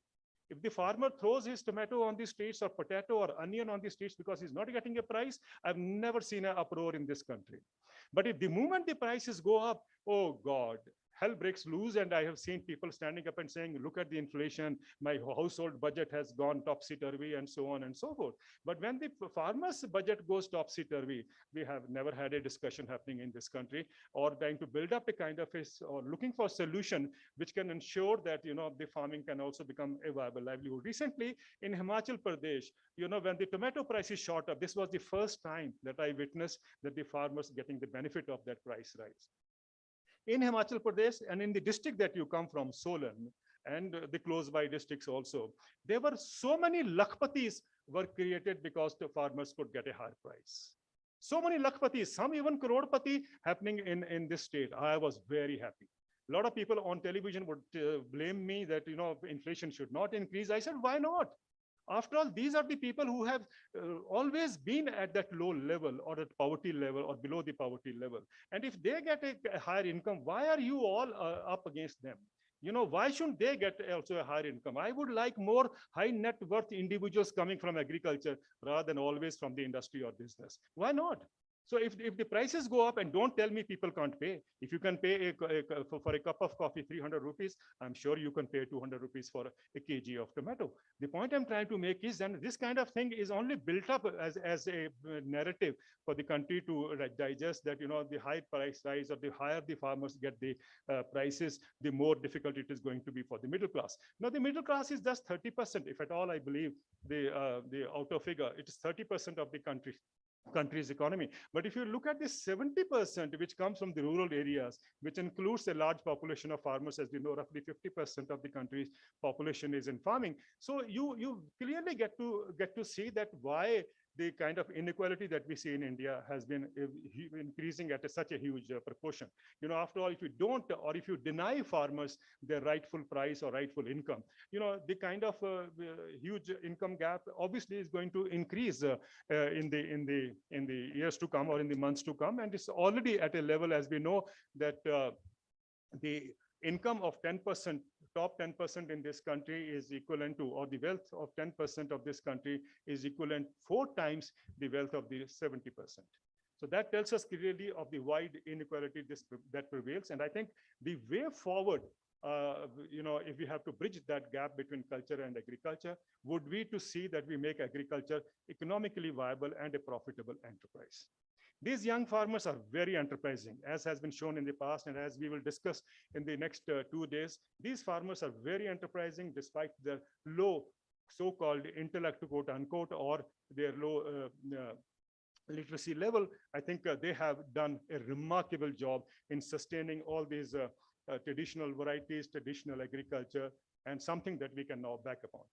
When it comes to millets, for example, millets, as you know, were a forgotten food. And now it became, of course, is in the main line. This year, we are celebrating the millet year. I remember going to Deccan Development Society, one of the places where millets was very strong as an activity for the entire civil society group. This year, when I went to address the biodiversity convention that they have annual, I was very surprised. A millet farmer stood up and she said, "Sir, we are very happy today that we have become rich." I was very, curious to know, how did she say that we have become rich from millets? She said, because the rich have started eating the food that the poor used to eat, we now think that, we have also become rich in the process. Well, I thought that was a very loaded statement, but I think it tells you very clearly that how the poor people perceive your recognition of the kind of food or the staple food they were based on, or their entire society was living on. Now, that clearly tells us that that is not only the kind of backup that we need to provide to the farmers. Millet farming all over the world is being talked about. We know about the virtues, the health impacts, and so on, and so the superfoods and other things. But I think nothing much is happening on the ground, because as long as the farmer doesn't get the right kind of price to see that his replacement, if he's replacing wheat and paddy with millets, that can take place, then it's very clear the farmer is not interested. The farmer is not interested. Again, I come back to the same situation that or problem that I initially posed, that why is it that we want people to be helped out of that kind of a crisis, and yet we are not willing to provide them the right kind of price? Because farmers are not getting the right kind of price for producing millets, I don't see much hope that the millets can become a kind of a new food for this country in the years to come. And we have to focus. We have to go on talking about, talking about the virtues that this traditional crop that India used to have for so many years, and the farmer's role in preserving that, keeping it alive for all of us. Unless we are able to try to come and stand with the farmer, help him with the kind of economics that he desires or he needs, I don't think we can see another revolution happening in India or elsewhere. Now, the point I'm trying to make is, if I go to ICRISAT will tell me about the millets varieties they have evolved in Africa or in Asia and so on and so forth. But then why is it not picking up as a alternative crop that the farmer should be cultivating if they have to replace the crops which are doing more damage to the environment? Is simply because of economics. I think so. All I'm trying to say is, let us stop romanticizing agriculture in that sense, that all over we have talked about what a wonderful, it is the mainstay of India's economy. We know that it is the heart of India's economy and so on and so forth. That's all very well said. But the reality is, how do you sustain that large population that is living on agriculture? Now, ladies and gentlemen, one, two, or three suggestions before I wind up. The first and foremost is, in a country like India, where the average income of a farming family, what I told you earlier was average income of half the population in the country.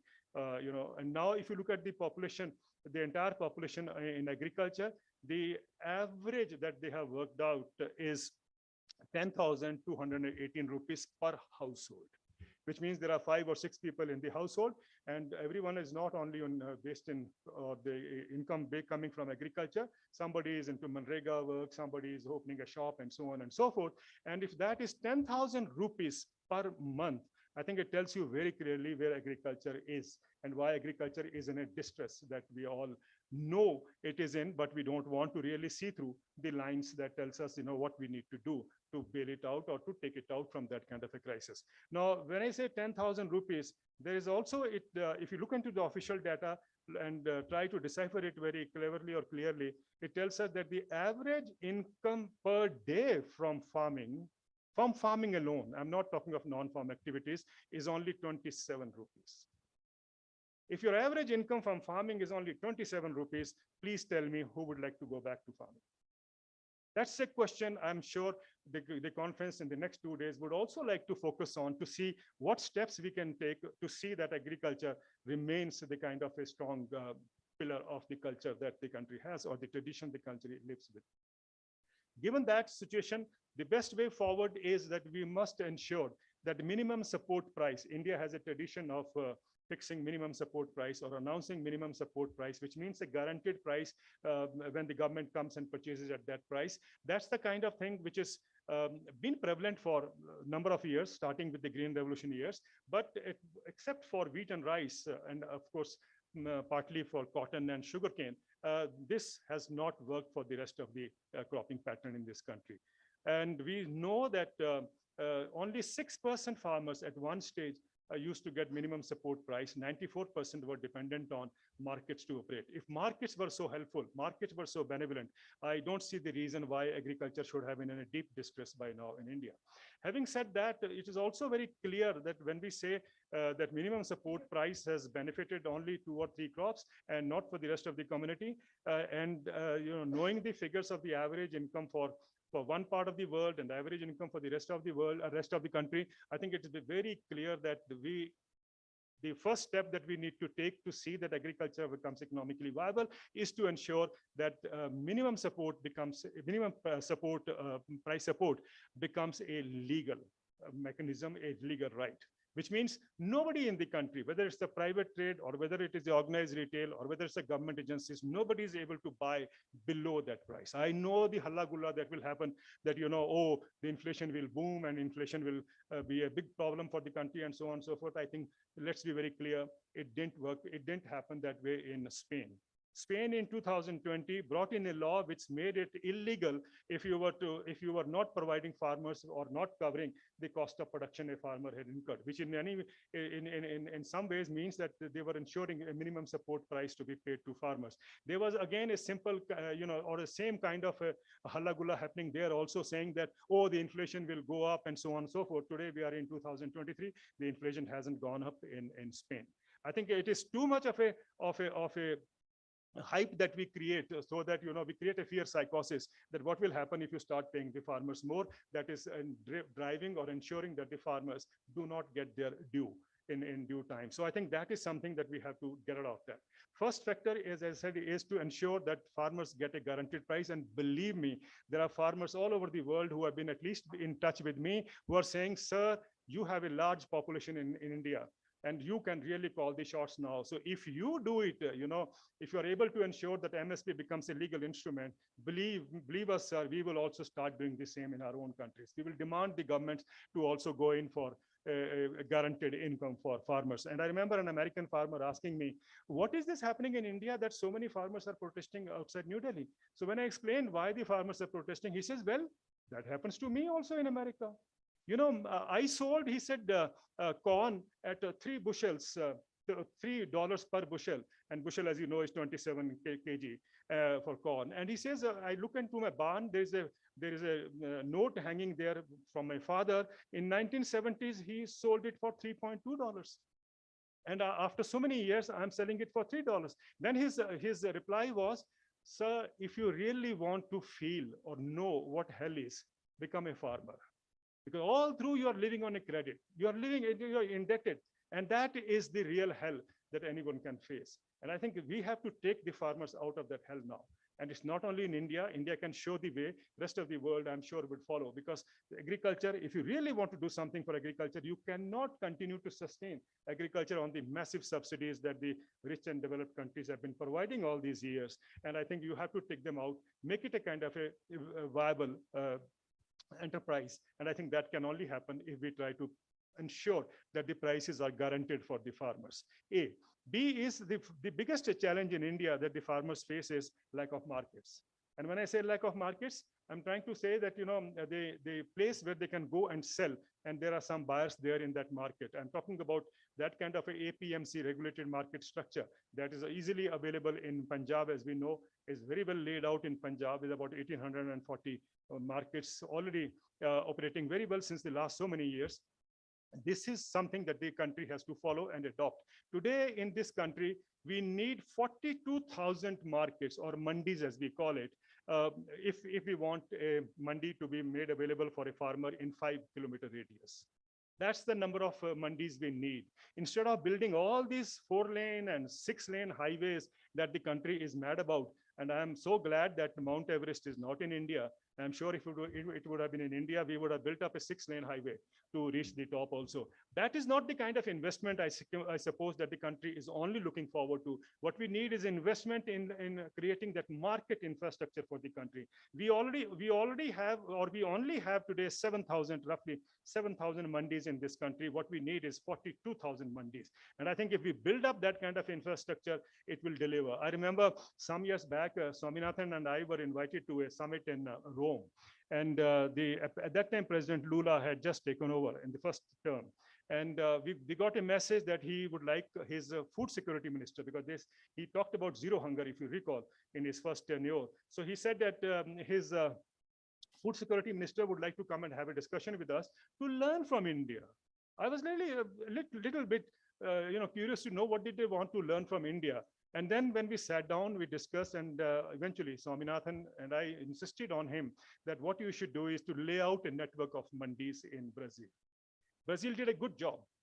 Brazil did a good job because they laid out a mandi which was available for every 20-kilometer radius, A. B, also they linked up certain other provisions with that sale mechanism that the mandi would be involved with. For instance, anyone in the country could come and sell anything in those mandis, and the government is obliged to buy it. But at the same time, they would also ensure that those who are selling it are sending their children to school, for instance. So that, I think, was a very clever way of building up a kind of a development pathway, linking up the mandis also with the other things that the society needs to focus on. And of course, we all know officially, Brazil is the one large country or one big country which has become zero hunger. And what was still is surprising to me is that they wanted to learn it from us, and we are still having the largest population of hungry in the world. So I think we need to be really clear as to which pathway we are moving. And if we provide a mandi network in this country, as I said, the CACP has been telling us, we would be laying that kind of infrastructure that you require. Third, and the most important is, when we go on to international trade,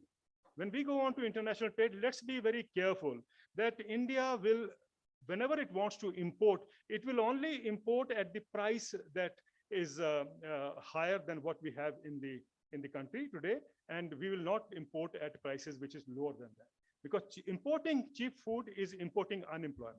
So the more the cheap food will come into the country, more are the people unemployed. The small farmers are the first to be driven away. And finally, I think, is what many of our colleagues have been talking about, is the switch over to ecosystem services approach. When we go into national accounting, and the national accounting should now switch over to the TEEB mechanism that the UN has developed and performed. And we know, many of us, you are very strong on that point. And I think we like to learn more how ecosystem services could be building up the agroecological farming systems in this country, providing an incentive to the farmers for protecting all the ecosystem services that nature provides. I think that is something which we must now try to see that it becomes part of the economic design that we are all aware of, and we also need to shift the focus from the kind of economic growth that we were talking, which benefited only a handful of people. I think it has to be, as Prime Minister Narendra Modi would say, "Sabka Saath, Sabka Vikas." Sabka Saath, Sabka Vikas. The only way to move into that direction or in that direction is, of course, focusing on agriculture. The route to a growth model that helps A and B and C and everyone around us is to start moving through agriculture. Let us not be ashamed that agriculture is an activity which, of course, will raise the prices for us and so on and so forth. I think there is a lot to be investigated and seen where would the price increase lead us to. But all I'm very hopeful and sure is that at least 70% of the country will now be able to face or get the real freedom that they have been looking for. The real freedom for farmers will only come up when you give them a higher income in their pocket. And believe me, the more the income you provide, it will help up strengthen the industry and business. People believe that no, the prices will go up, it will be detrimental. No, on the contrary, I feel more the farmers have more money in their pocket, I think the business and economy will automatically grow. So it will not be a booster dose for the economy if the farmers are paid a guaranteed price. It will act as a rocket dose for the economy, because all this money is eventually going to come into the market, and that will mean more demand being created, and that will drive the wheels of development. So ladies and gentlemen, let us hope that in the next 2 days, we are able to focus, besides the brilliant exposition that we have on various aspects of agriculture and culture and so on, but also let's move forward to see how a farmer can be standing with the same kind of pride that you and me stand with. Thank you very much. Namaskar. Jai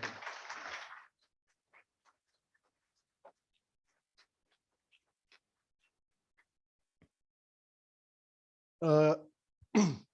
It's really an opportunity that we can get Dr. Sharma amongst an audience of so many agricultural students and researchers and faculty. And I'm sure that many of you have a lot of questions to ask. And we would like to open up with a discussion. Surjit here, and I'll be joining Dr. Sharma to do some Q&A. And we'll also ask the audience to come up with your questions, and volunteers to please take a hand mic around for any questions that are there. Thank you. Hello. Any questions, anybody?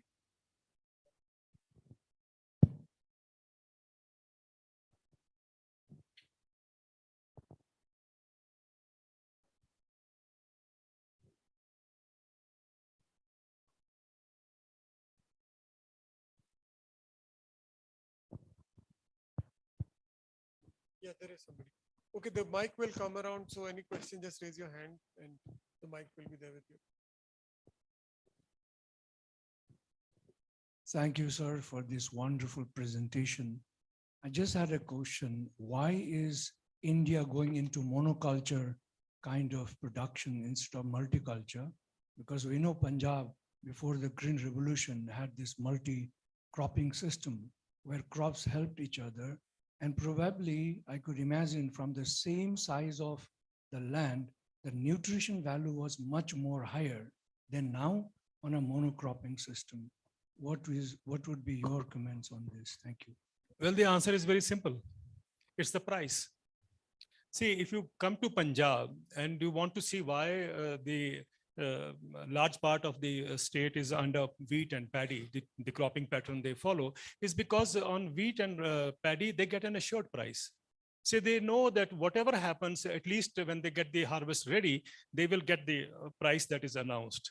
Whereas for other crops, there is no mechanism that can provide them with an assured price. For instance, if Punjab wants to, let's say, diversify from paddy to maize, for example, and the maize minimum support price is Now, of course, I think it is about 1900 rupees per quintal.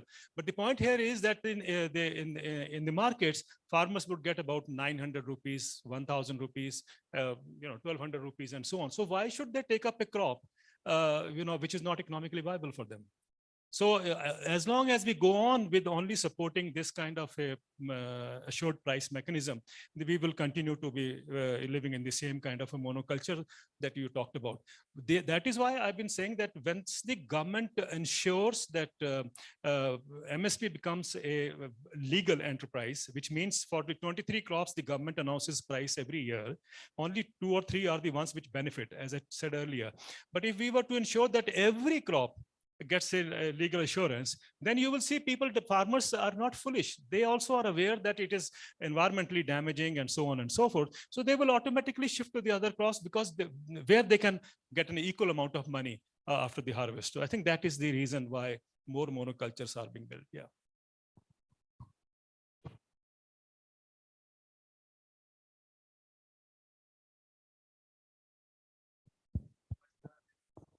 Culture in the mandis nowadays. And that is the biggest problem with the farmers today. Because the farmers, they are trapped by these middlemen and they are forced to sell their produce at a very, very low price.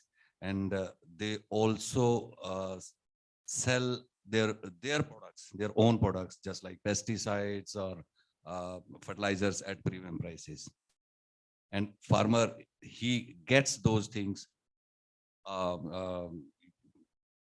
without actually on interest. So how can we say that the creation of mandis that will increase the income of the farmer?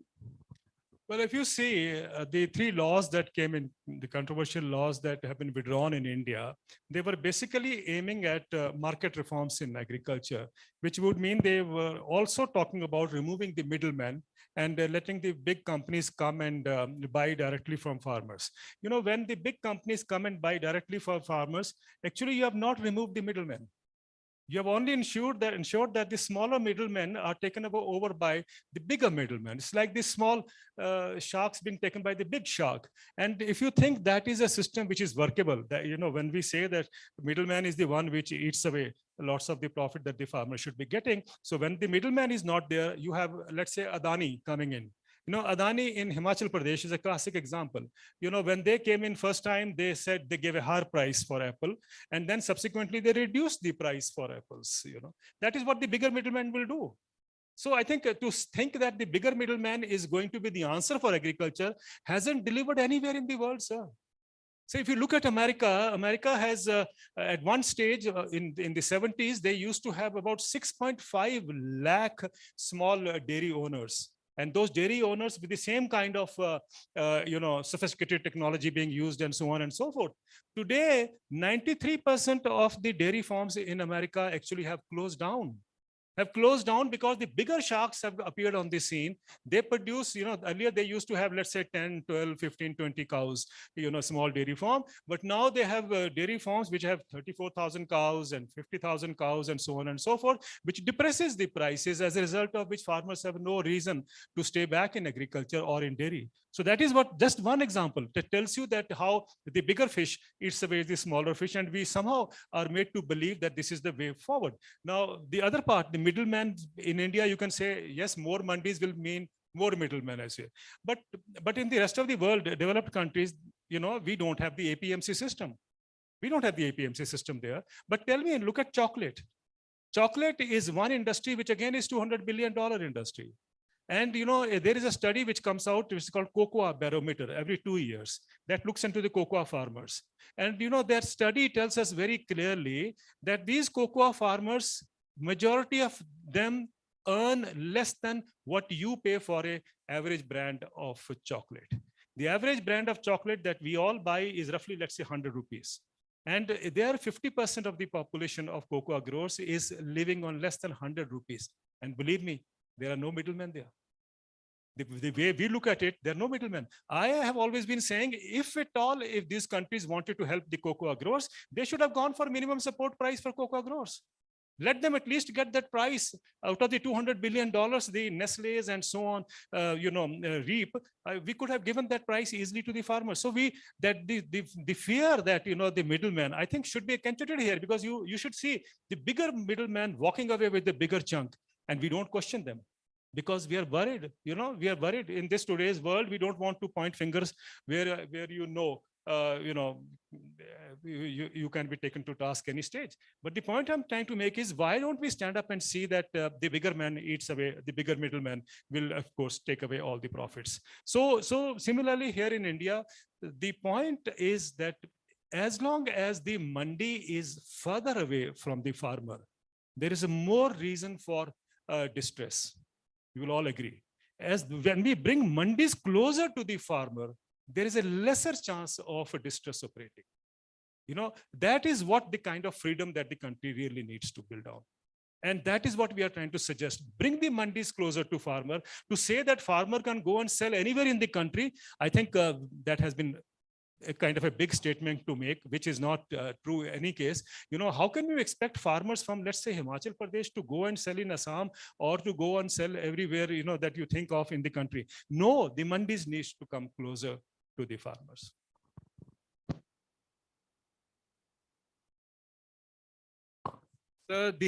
All these questions of transport, I know it's very interesting. If you go to a country like Norway, I'm just giving you an example. Norway is a dairy country, and the price realization for farmers there in Norway is 20% of the end consumer price. The price realization for dairy farmers in India is 82% of the end consumer price. India is also a big country. All I'm trying to say is that if we had that kind of a mechanism working where farmers can get 82%, that was maybe exceptional in the case of dairy, but dairy is something which is, perishable in an extent that we can't even keep it for more than a few hours. And yet we have built in kind of a cooperative infrastructure, which ensures that the farmers get 82% of the end consumer price. I would like Norway also with their farmers to get at least 60%, if not 80% of the end consumer price. And then the government, when I ask them why it is not happening, they say, oh, transportation takes quite a chunk of that price. So all these, as if transportation doesn't happen in India. All I'm trying to say is that these kinds of arguments will always be thrown in, but I think we should be very clear as a policy that we have to help farmers to come back or to stand on their legs again. That's all. Thank you very much for your informative lecture, and I have no words to express my sincere thanks to you. I have no question but curiosity. We have landed on moon through Chandrayaan. We have sent Suryayaan also. But one thing I could not digest or understand. Are there no good advisors with the Prime Minister or with the government to advise that we should give guaranteed prices to the farmers, or at least MSP to the farmers? Well, I guess there must be a lot of good people also advising the Prime Minister or the government that you should follow this kind of a pattern. But I think more important is the silence on our part. When I say silence on our part, you and me keep quiet. You and me keep quiet. Largely, you go, in any conference or anywhere that you go and see, you'll see this, the faculty and the students quiet about these kinds of issues. They always will go on talking about, oh, we can do, this technology will do wonders for agriculture and so on and so forth. But eventually, when it comes to income, everyone is quiet. In Punjab, there used to be a saying in Punjabi, as first say in Punjabi, it said, dab ke baat raj ke kha. Means the more intensive you undertake cultivation, the higher income you will have. It was a flawed, thinking that was being pushed through. It hasn't worked anywhere in the world. Look at America, look at China. If you think China is doing much better than us, a lot of people say that we should follow that pattern. China is today the second biggest provider of agriculture subsidies in the world. The first is, of course, the OECD. The second is China. Look at the kind of support that they are providing to agriculture. Every American farmer gets us domestic support of $62,000 per year. And every Indian farmer gets a subsidy support or domestic support of $280 per year. It tells you It tells you where the world is moving towards. And then we say those farmers are viable. They are viable because of the kind of subsidy support they get. Withdraw that subsidy support and you will see whatever remains in agriculture in those countries would also be collapsing. So I think what we need to do is to reinvent agriculture in India. Let's not be ashamed when we try to see work out a kind of a mechanism that can help agriculture to operate in a profitable manner for all times to come, and then be swayed by the public opinion coming for those countries. That is why I said you and me are responsible, because you and me have not played that part in building up that kind of a public opinion. The more we talk about it, the more we use social media. Now, don't say that the media doesn't talk about it because the media is corporate controlled. Now you have social media in your hand. I don't know how many of you are on Twitter. Can I ask? How many of you are on Twitter? Look at that. It's a fraction of the entire house that we have. The point I'm trying to make is Twitter is not a solution, but all I'm saying is it's at least a platform where you raise your voices and the politically it will be recorded. But the point is that we don't do that, and we believe somebody else should do this job for for the country to really pull out agriculture from the crisis it is in. Thank you, sir. One last question, then this will be the last question. Thank sir you. मेरा नाम अवधेश शर्मा है और मैं उत्तरांचल से हूँ, आपके पड़ोसी राज्य से हूँ। जहाँ तक आपने प्रेजेंटेशन किया बहुत बढ़िया लगा, बहुत अच्छी बातें बताई, हमने समझा। लेकिन जो कोऑपरेटिव की भी बात आई, इसमें मदर डेयरी के साथ हमारा अच्छा अनुभव नहीं रहा। मदर डेयरी जब हमारे क्षेत्र में आई, हमने उसको बहुत इंट्रोड्यूस कराया। उन्होंने बड़े बड़े छटने लगाए, ग्रेडिंग कराई और प्राइस कुछ दिया। उसमें सोसाइटियां बनाई, सचिव बनाए। सचिव के पास अपना जरा सा भी खेत नहीं, लेकिन उसके नाम से टमाटर जा रहा है, शिमला मिर्च जा रही है, क्योंकि वो ग्रेडिंग पैकेजिंग होती है, उसी में से वो ना खर्चा निकालते। किसान वहां का वहीं रहा। एक तो मैं आपको ये बता दूं, शुरू में फायदा दिया लेकिन बाद में नहीं दिया, तो अल्टीमेटली वो बंद करानी पड़ी वहां से। जो हमारा लोकल किसान था, वो बिना ग्रेडिंग के देहरादून, विकासनगर, सहारनपुर आसपास की मंडियों में बेचता था, उसे अच्छा प्राइस मिल जाता। लेकिन ग्रेडिंग पैकेजिंग से जो है उसको लाभ नहीं मिला। एक कुछ स्तर तक कुछ ही जो टमाटर पैदा होते हैं उसमें से थोड़ा सा तो लाभ हुआ, बाकी को वापस कर देते कि तुम कहीं आओगे बेचो। अब वो क्या करेगा किसान? किसान को तो जो पैदा हुआ है वो सारा बेचना है, थोड़े से तो काम नहीं चलेगा। ये कुछ व्यवहारिक परेशानियां हमारे पास वहां पे आई और हमने कुछ समय साथ दिया, फिर हमने उसे बंद करा दिया sir. Thank you. So first of all, I think, as you rightly said, farmers की एक कोशिश होती है कि whatever he has produced, he wants to sell. There's nothing wrong in that. And he's wanting the markets to at least take care of the produce that he has or the regions produce. So ये तो उसका expectation is always there. And he wants to get a living income from that kind of a cropping, the crop harvest that he has brought into the mandi. We all agree with that. Now the point here is कि mother dairy की आपने बात की है. Mother dairy may have not done as well as you are saying in Uttarakhand. And mother dairy in fact was quite a change from what the original cooperative जो structure Amul के time पर Kurian had designed. And I remember Kurian telling me a number of times, Devinder, if I get few years more, believe me, I will bring a cooperative revolution in oil seeds and in pulses in India. I was very happy that at least here was a man who could promise us that it will happen. He of course passed away early in that sense, but then the point is that he wanted to do it. Even now, sir, if there are weaknesses in a cooperative system that you think, we can roughly work on it and try to see it is improved. But that mother dairy system is different from the Amul dairy, because if you go to mother dairy in Delhi, and I'm sure many of you are from Delhi, you will see that there is a mother dairy for Amul where you put the coin and you get that milk. But on the other side, if you go to the mother dairy, which is vegetables and fruits, it is not the cooperative system that works there. It is the Thekedar who has got the supply system there. So that mother dairy is different from the mother dairy that you see in the dairy sector. So all I'm trying to say is that the more we try to look into these kinds of economic models, I think there is a way out how to see that they start performing efficiently and so on and so forth. That is one. But sir, look at the other part of the country. Sorry, I'm taking a minute. Sure. Look at the other part of the country, sir. If you go to Chhattisgarh, I've seen farmers throwing brinjal. If you go to Madhya Pradesh, farmers throw, even cabbage and cauliflower and not only tomato or onions. That is what is happening. If you go to Maharashtra, where onion is the main crop, again, farmers are throwing onions on the streets. Now, why is it that all these years we have been hearing these stories, we have been reading these stories? If you Google yourself, you'll find it's all full of these kinds of stories. And yet, we have not stood up or woken up to the challenge that we have to encounter, or the challenge that we need to take to see how they can get an assured price, irrespective of whether there is a surplus or whether there's a shortfall. That is something that we have to imbibe in this system. When did you see car makers putting cars for sale? And don't think during the pandemic, cars were also overproduced. There was a surplus. Did they put it on sale? The answer is no. But why is it that the farmers have to throw it and throw it at whatever price or give it at whatever price the markets offer? Is because he has little choice. That is why I'm saying, unless the price is guaranteed, there is no way that he can be pulled out of the distress. Thank you so much, sir. Thank you. We will be just having a 5-minute break, but request nobody to leave the room, because we just go to redo the stage for the inaugural function to start. No more questions. You can do a breakout session with Dr. Sharma. He'll be around for some time. Thank you.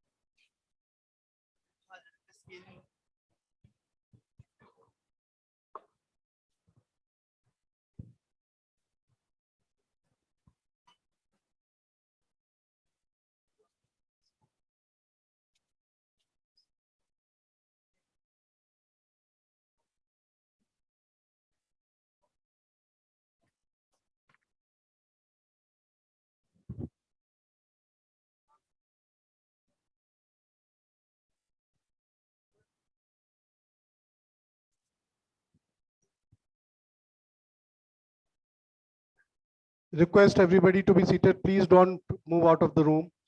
Please, all students, please be seated. Our chief guest will be coming soon, so request everybody to be seated.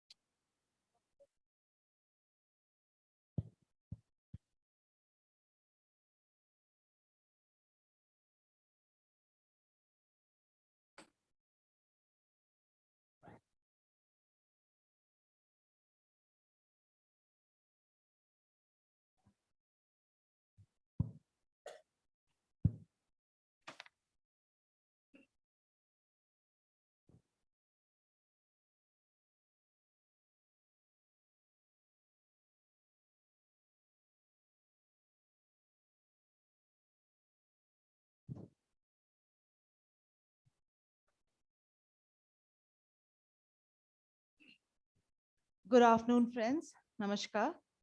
It's truly a wonderful moment to welcome you all to CIMA 23 in India, in Himachal Pradesh, in Shulani University. So welcome once again.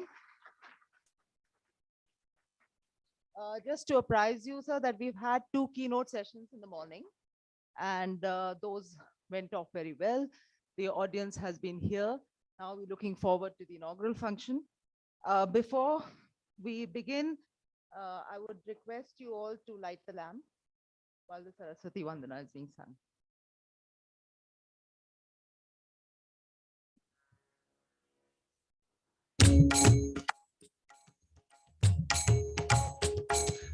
सा सा रे सा नी नी सा नी पा पा नी पा मा पा मा पा गा मा पा नी धा धा धा सा पा पा पा नी मा मा पा मा गा मा पा नी सा आ आ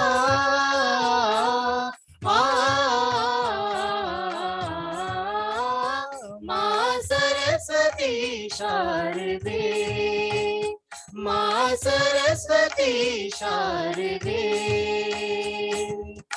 पूर्ण इस अज्ञान उदति से पूर्ण इस अज्ञान उदति से वीणा पाणी तार दे तार दे तार दे माँ सरस्वती शारदे माँ सरस्वती शारदे सूर्य ब्रह्म शिव विष्णु गजानन जिन चरणों को सेवते सूर्य ब्रह्म शिव विष्णु गजानन जिन चरणों को सेवते हम शिशु है अज्ञानी माता इन चरणों का प्यार दे वीणा पाणी तार दे तार दे तार दे माँ सरस्वती शारदे माँ सरस्वती शारदे सा सा रे सा नी नी सा नी पा पा नी पा मा पा गा मा पा नी धा धा धा सा पा नी मा पा मा गा मा पा नी सा You. I would now request all of you to rise as we observe a minute of silence in homage to Dr. M.S. Swaminathan, the architect behind resolving India's food security challenge, who passed away on the 28th of September this year.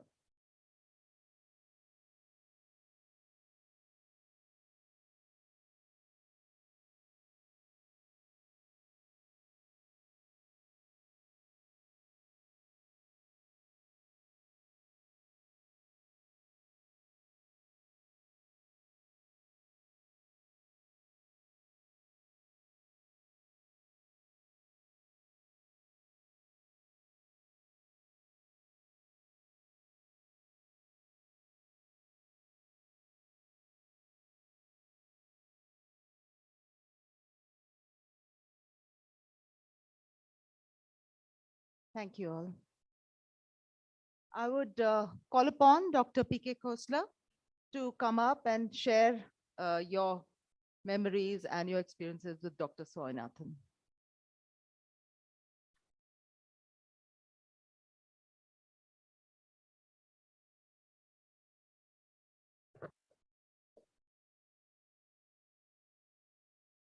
Honorable Shri Saxena ji, other persons on the dais, of the dais. Dr. Swaminathan, I recall at the International Union of Forest Research Organization held in Yugoslavia long back. I was asked to talk about Dr. Swaminathan. I was to introduce him, he was the chief guest. I said, Mahatma Gandhi gave freedom to India, Swaminathan gave food to us. And there was 5 minutes clapping in the hall. So this is This is how I think about Dr. Swaminathan. I, as a small boy, recall that my mother used to send me to the ration depot to get 5 kilo, 5 सेर, उसको तो सेर कहते होंगे, wheat, red wheat, तब जाकर रोटी बनती थी. I'm an octogenarian. I've seen those days. How all of a sudden, from a food deficit country, we became a food surplus country. The credit goes to Dr. M.S. Swaminathan. Not along with his team of scientists, but his vision to go for early introduction of the Mexican wheat varieties. It was a big gamble because they are not going to the extent of the experimentation as usually when the new strain or the variety is to be introduced. So they played, it was then Subramaniam was the Indian agriculture minister. Swaminathan was the then Director General ICR, and Indira Gandhi was the Prime Minister of India. At midnight, they signed, well, we are going to take the risk because after a sudden death of Lal Bahadur Shastri, she had taken over the chair and we were expecting a famine at that time. But the Mexican varieties of wheat solved our problems. This university is indebted to Dr. M.S. Swaminathan, and particularly as myself, he has been my mentor.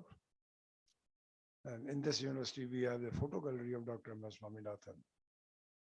And one of the Swamis of the Yoga Satsang Society of India, he's donating a statue of M.S. Swaminathan to be installed in this university that we will be receiving sometime in the last week of November, on the first week of December. I may just add further that in Shulin University, we have the statues of the Nobel laureates, 4 Indian Nobel laureates, 3 Indian Nobel laureates, the 4th one is still alive. And also the statue of the Ramanujan, who's a great mathematician. We feel that persons like Swaminathan, these are to be remembered, and especially the younger generation, because we have seen those days, but you have not seen those days, then where food was also a rare commodity, and which we were starving then. So with the homage to Dr. Swaminathan, I have something to read about his biodata because many of you may not be knowing. Hurriedly, I do that. As we know, Dr. M.S. Swaminathan was a legend in the field of Indian agriculture and fondly known as the father of Green Revolution in India. He firmly believed that agriculture biodiversity is a key for food and livelihood security and worked for ensuring the food security of the country. Dr. M.S. Swaminathan was born on August 7, 1925 and breathed his last on 28 September of this year. Dr. Swaminathan completed his early schooling from Native High School and graduated in agriculture sciences from Madras Agriculture College, Tamil Nadu, and Tamil Nadu Agriculture University, 47. In 1950, he moved to study the Plant Breeding Institute at the School of Agriculture, University of Cambridge, United States. Dr. Swaminathan then accepted a postdoctoral research associateship at the University of Wisconsin and helped in setting up the USDA Potato Research Station.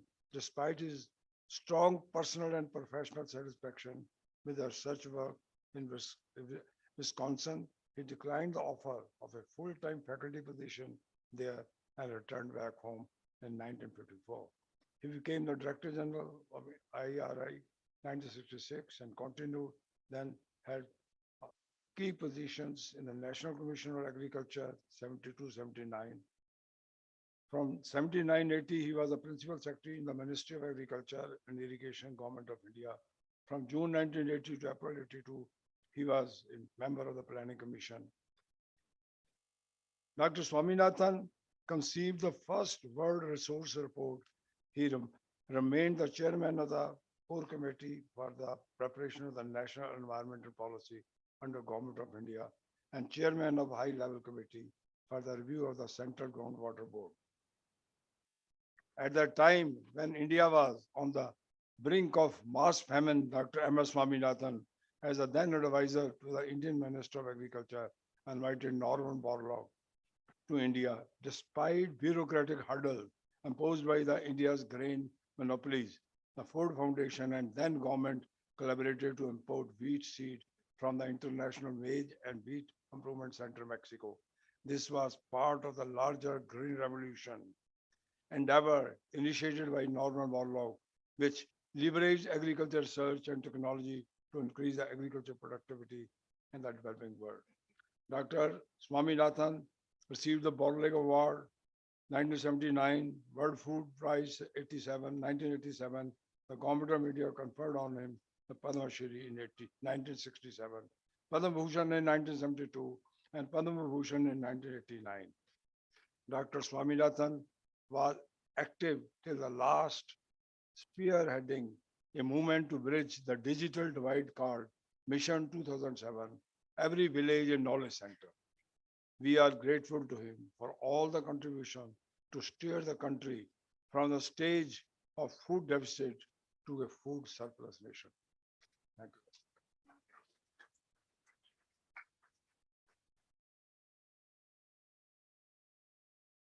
Thank you, sir. Now I would call upon Professor Atul Khosla and Dr. Shodhan Mishra to felicitate our guests at the dais.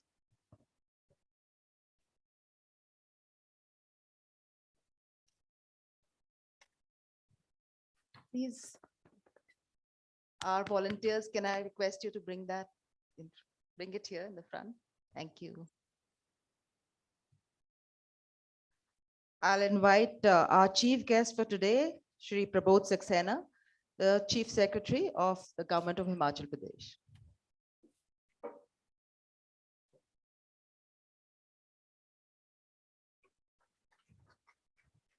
Thank you.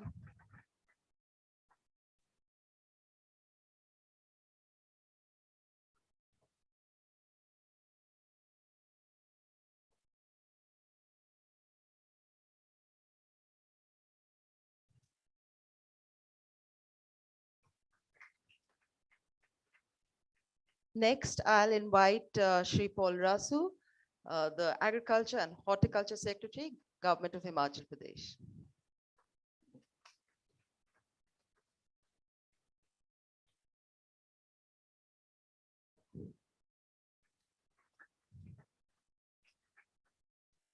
Dr. Rajeshwar Chande, Vice Chancellor, Dr. Y.S. Parmar University of Horticulture and Forestry.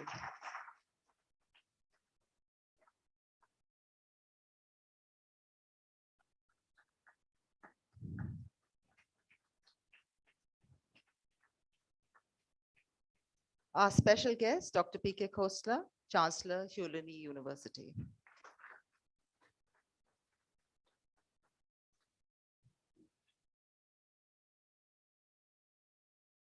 Professor Surajit Sarkar, Vice President, CIMA.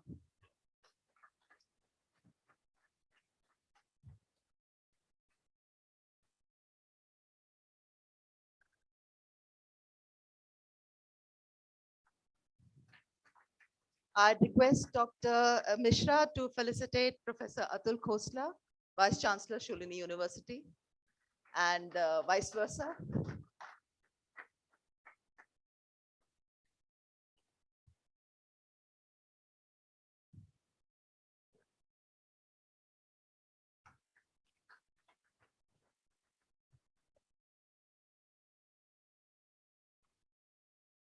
Well, thank you. Welcome once again to the 20th Congress of the International Association of Agricultural Museums. This process, or rather journey, which was set in motion almost 2 years ago, when it was decided that the 20th Congress of CIMA would be held in India, has culminated in the event that is on from today onwards for the next 6 days. The presenters and discussants here are from some of the best in their respective fields of expertise, and no doubt bring a wonderfully diverse perspective to the theme of the conference. The event also marks the beginning of a whole new chapter of meaningful work and interactions that we hope would emerge on this very important subject matter in the years to come. As well as perhaps lead to a greater push towards an engaging curation of the many existing agricultural collections that are there in the country, given their crucial role in educating and interpreting for people the significance of agriculture in our lives. Many congratulations to all of you, best wishes, and thank you not only to CIMA, but also especially to our esteemed partners in this all too important endeavor, the Himachal Pradesh government, Shulani University, and Punjab Agricultural University. Thank you. With that, I'd like to invite Professor Atul Khosla to welcome the audience.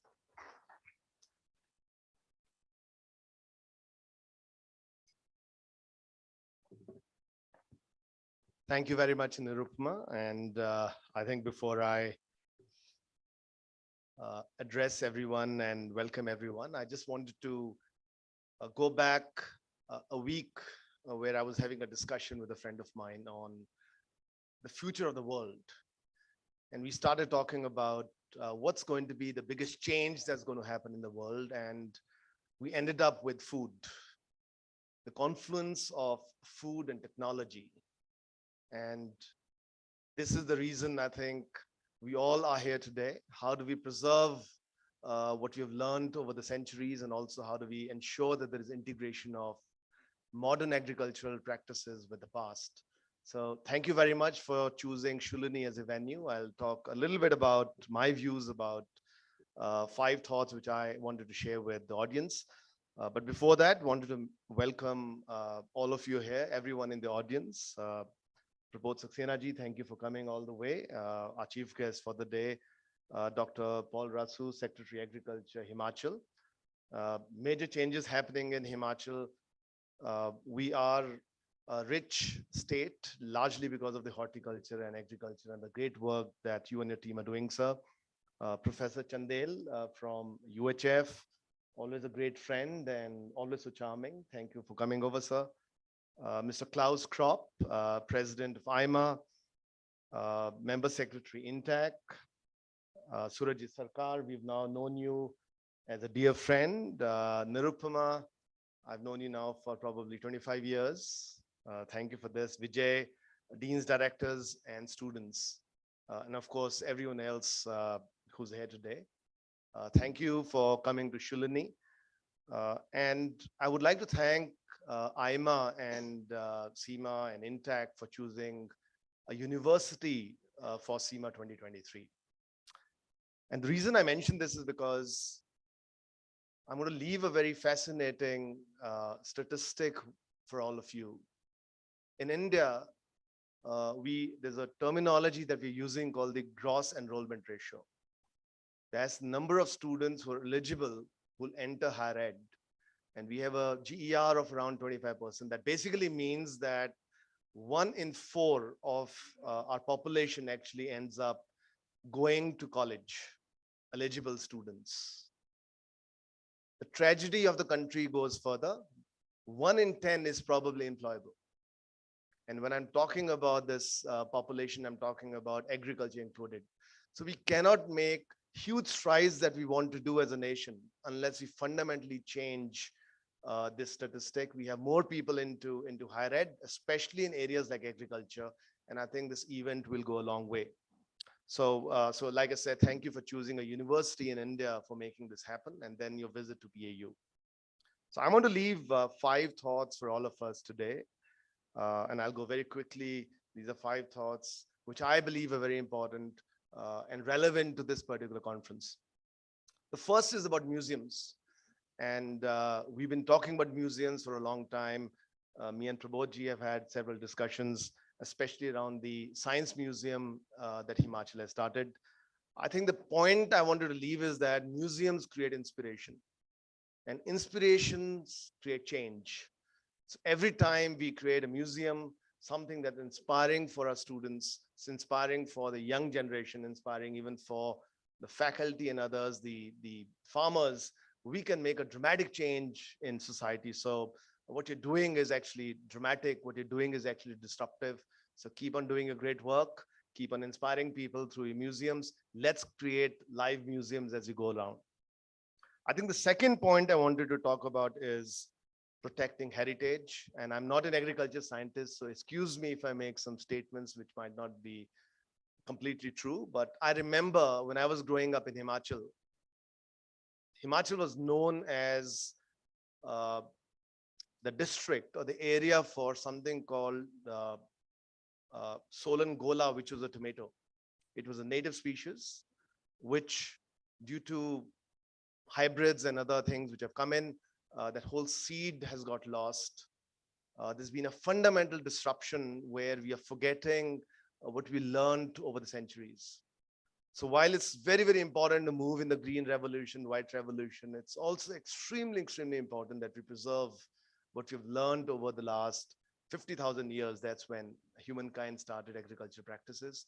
So your role of preserving those heritages, your role of ensuring that we learn from different parts of the world and bringing those different practices to different parts of the world becomes very, very relevant.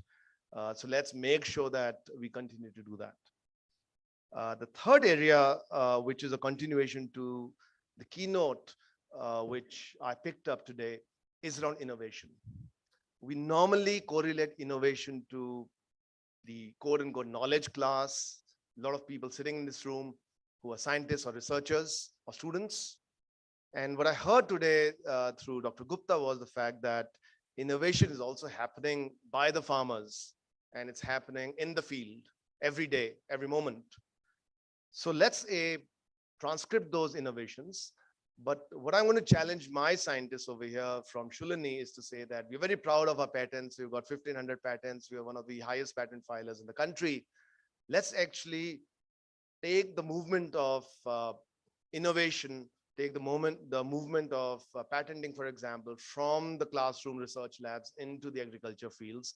So let's say that in the next, with of course UHF also, if you agree, sir, let's get 50 patents which are from the region and from Himachal, from our agriculture farmers, and let's patent them. Let's file the patents. Let's get them granted so that we don't hear about stories like Haldi's got patented in the US, for example. So that's my third thought. My fourth thought comes from my experiences in Switzerland. And Switzerland is no different from Himachal. Switzerland is landlocked. It's got a similar topography and population and demography as Himachal, around 7 to 8 million people. Mountainous, is disadvantaged to Germany, just like we are disadvantaged to Haryana, Punjab, and other parts of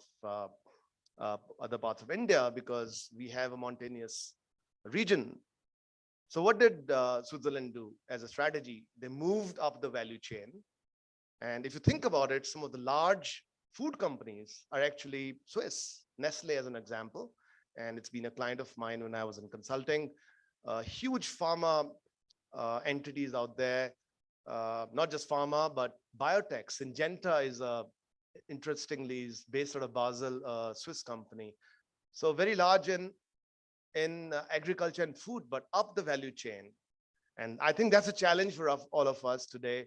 As we think about Himachal very specifically, can we move up the value chain?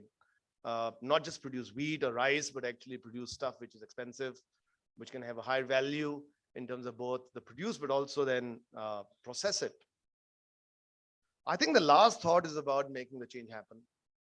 And sometimes we, in my opinion, we underestimate the power of the common Indian. I know this is a popular dialogue of Shah Rukh Khan. We underestimate the power and the thinking of the common farmer. The common farmer is very logical, is taking decisions purely on economics. They don't care about A variety or B variety. If you can prove to them that there is low risk and there's high return, they will go out and produce that. And a classical example of that is apple in Himachal. Through apple, we have transformed the state. And the fundamental question is, can we find more apples in Himachal? And one idea which I'm going to leave to all of you, something which I've been flirting for a very long time, is what I call A2 ghee or Pahadi ghee, which is a superfood, has a high shelf life, and is high value add. Can we GI tag it? Can we create a product which is known as Pahadi ghee, which is from Himachal, which is high value as an example, or even honey, like alpine honey, or produce or figure out one particular produce that fits in that framework that I spoke about. And if we can make that happen and identify 2-3 of such quote unquote produces, Himachal's economic progress will change. So how do we do that? We need to work with organizations like yours by creating small microcosms of success. So if you can prove it in a small pilot, which is a commercial pilot, not in a research lab, but in a mini commercial pilot, like I said, the farmers are very smart. They will go out and replicate and scale that up later on.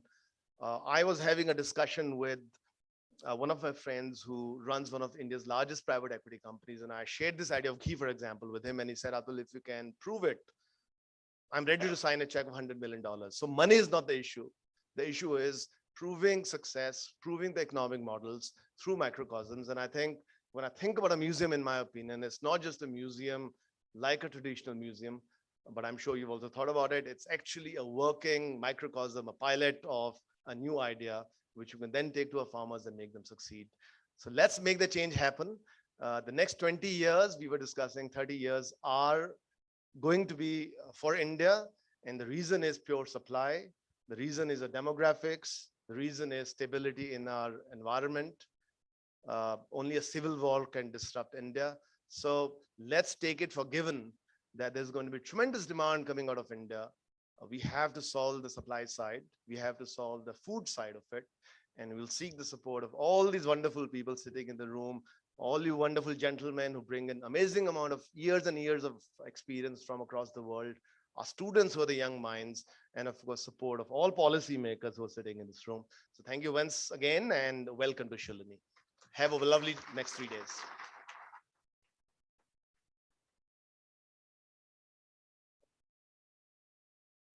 Thank you so much, sir, for these wonderful insights. The plow turns soil, the seed takes hold. In nature's dance, a story unfolds.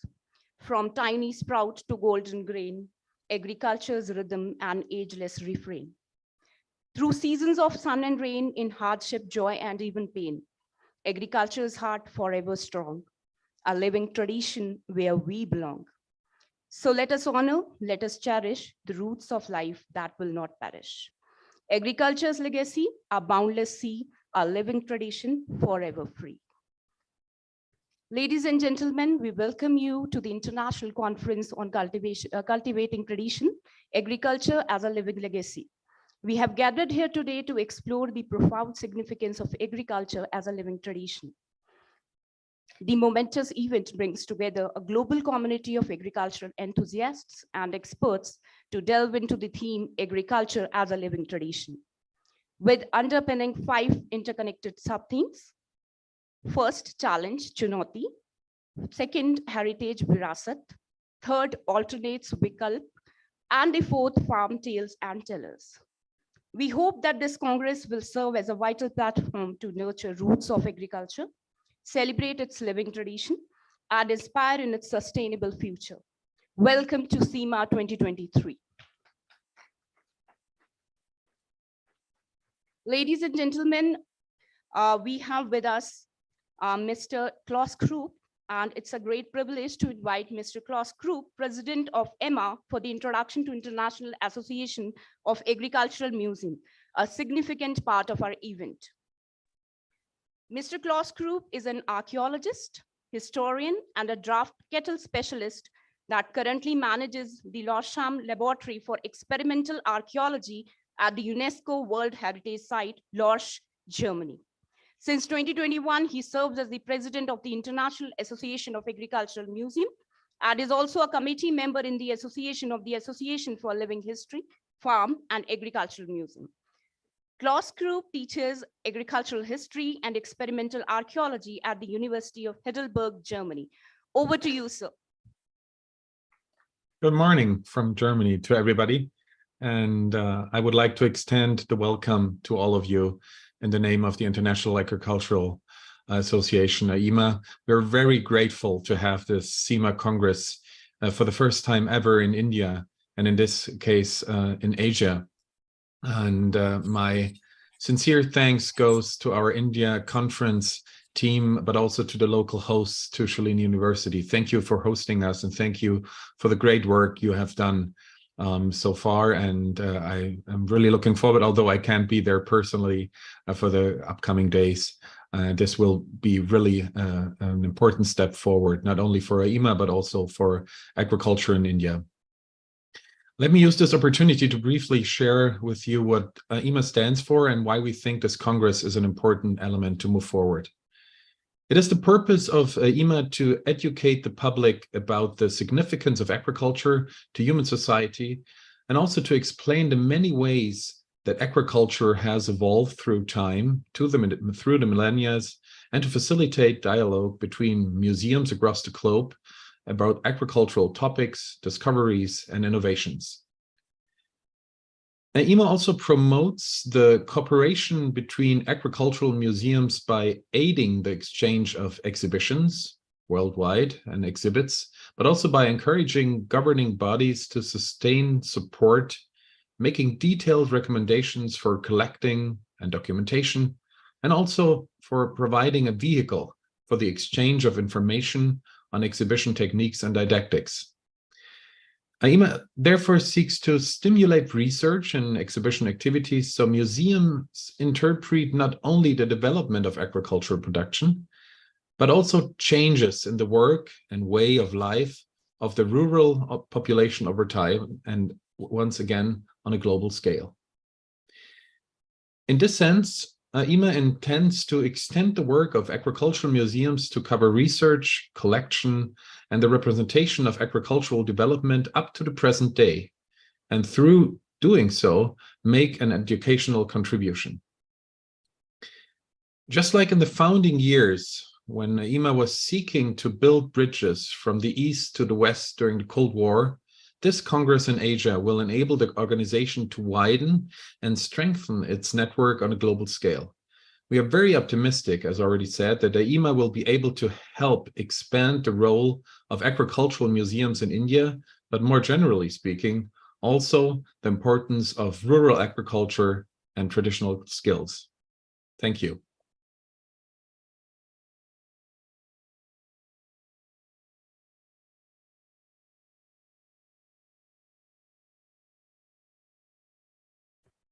Thank you so much, sir, for giving us your time. Can we have a huge round of applause, everyone? Ladies and gentlemen, esteemed participants and honored guests, we are delighted to extend an invitation to Mr. Surjit Sarkar, Vice President of AIMA, to introduce CIMA 2023. His deep involvement and dedication to the field of agriculture make him a perfect choice to set the stage for this prestigious event. Please join me in extending a warm welcome to Mr. Surjit Sarkar and expressing our heartfelt gratitude for his presence and contribution to the event. We eagerly anticipate his introduction, which promises to inspire and enlighten us as we embark on this important journey. Can we have sir on the stage, please? Please welcome sir, everyone. Thank you, everyone. Welcome. Thank you, Government of Himachal Pradesh, Shalini University, INTAC. I am amazed at the kind of support that we have received for this conference, and I cannot help but be really thankful for it. But on that note, while Klaus has told us a little bit about what AIMA has been doing in the past, I'd like to make it clear why we from the India Organizing Committee felt that it would be useful to have such a conference in the country. Partly bringing the idea of agriculture as a living tradition in a part of the world where the majority of people are still from villages and rural life is still very much a credible form of living. In a place like that, to talk about two very important aspects connected to agriculture. One is the knowledge that the rural holds for us in its multiple manifestations. And the second is to address what Dr. Devendra Sharma had brought out in his keynote, and which I also want to emphasize. So where do we see the farmer today in the country? I mean, besides having platitudes for the farmer, there is actually very little that goes on about making sure that as was pointed out, he gets a fruitful price for his labor. But more than that, as was pointed out earlier in the morning, what are we doing with the information that the farmer has? Very often, we find people appropriating that information and using it in ways which are actually have very little to do with the farmer themselves. You're using the biodiversity that the farmer and the farm has held for us in trust, but we kind of, in a sense, break that trust by ignoring them and what we do further with it. And as an association of museums and community net or heritage centers of agriculture in this country, we hope that this bit of kind of fashioning the trust that once existed between the consumer and producer of food, we can bring back again to the table. And on that note, I'd like to kind of thank you and hope to see you for the next 2 or 3 days. Thank you.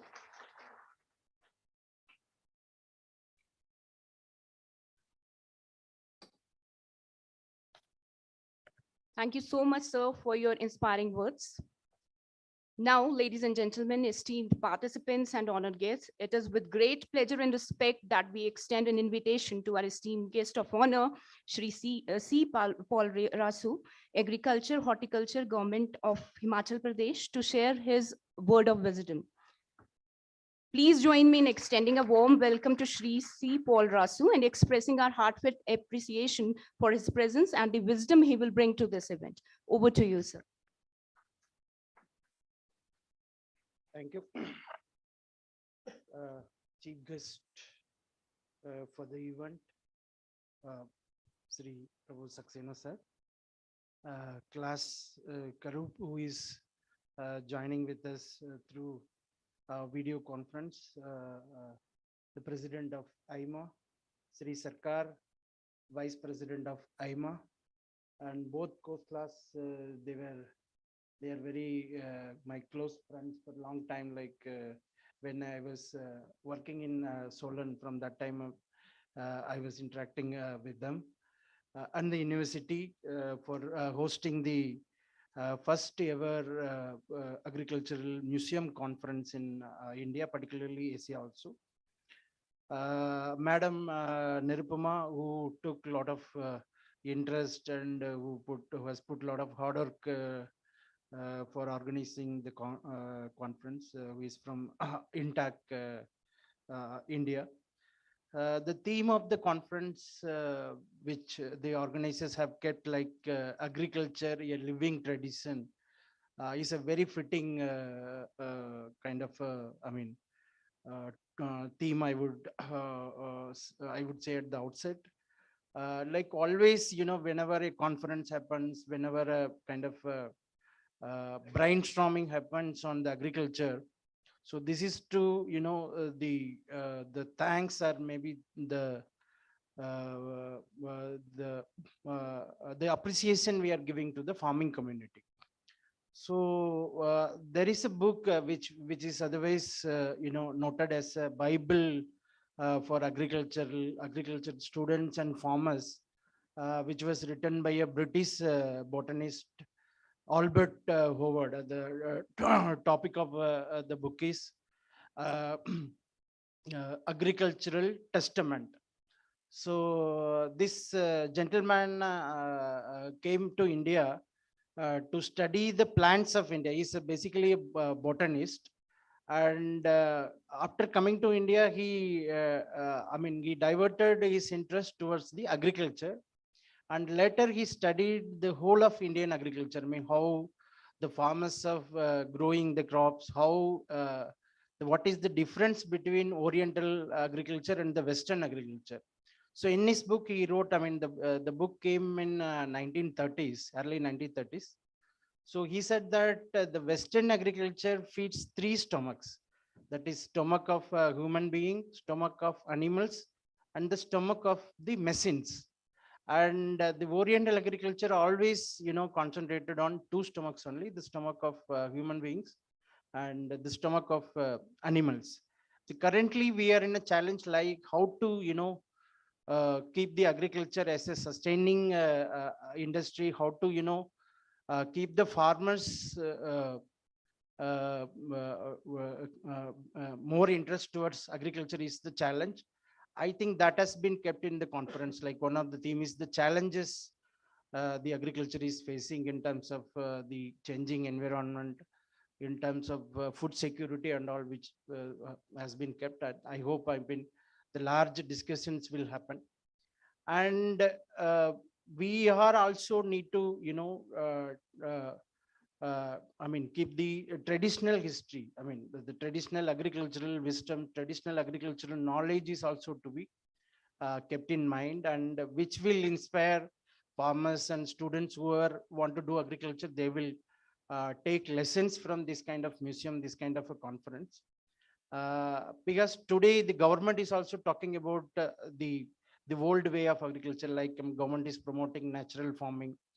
Now government is talking about millets. Now government is talking about sustainable agriculture, how the micro irrigation can be promoted.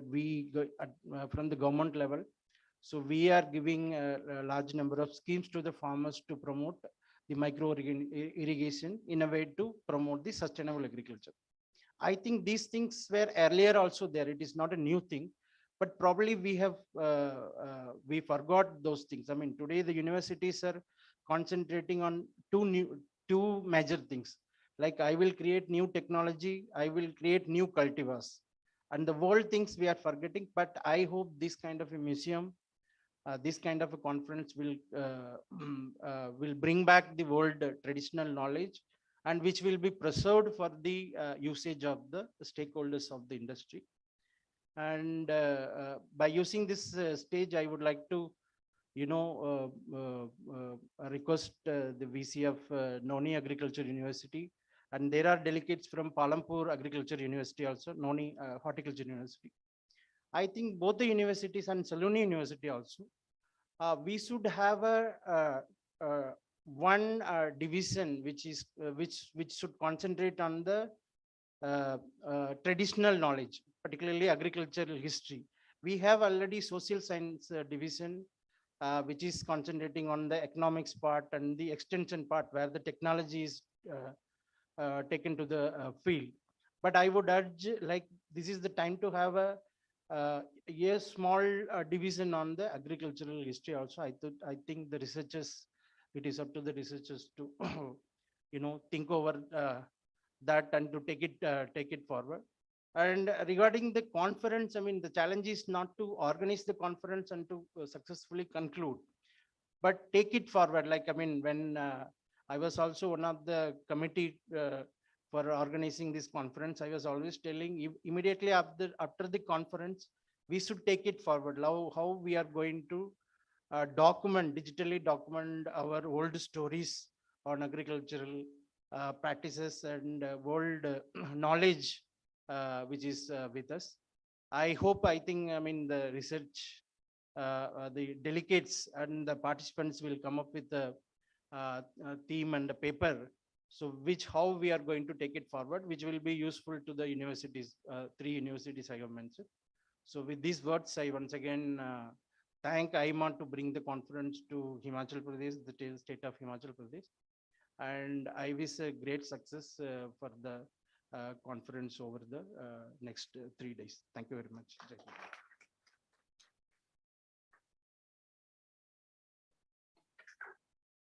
Thank you so much, sir. Ladies and gentlemen, esteemed participants and honored guests, it is a distinct honor to extend an invitation to our esteemed special guest, Dr. Sudain Mishra, Member Secretary of INTEC. Dr. Sudain Mishra's remarkable career and her significant role in preserving our intangible cultural heritage make her an ideal candidate to provide a valuable address for this event. Please join me in extending a warm welcome to Dr. Sudain Mishra. Everyone, please give her a huge round of applause.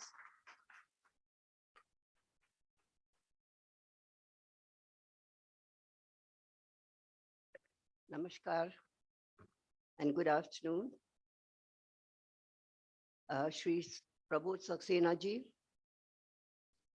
Shri Paul Rasu, Professor Khusla, Professor Chandel, Professor another Khosla, Atul Khosla, and Surajit, Nirupama, and Dr. Chair.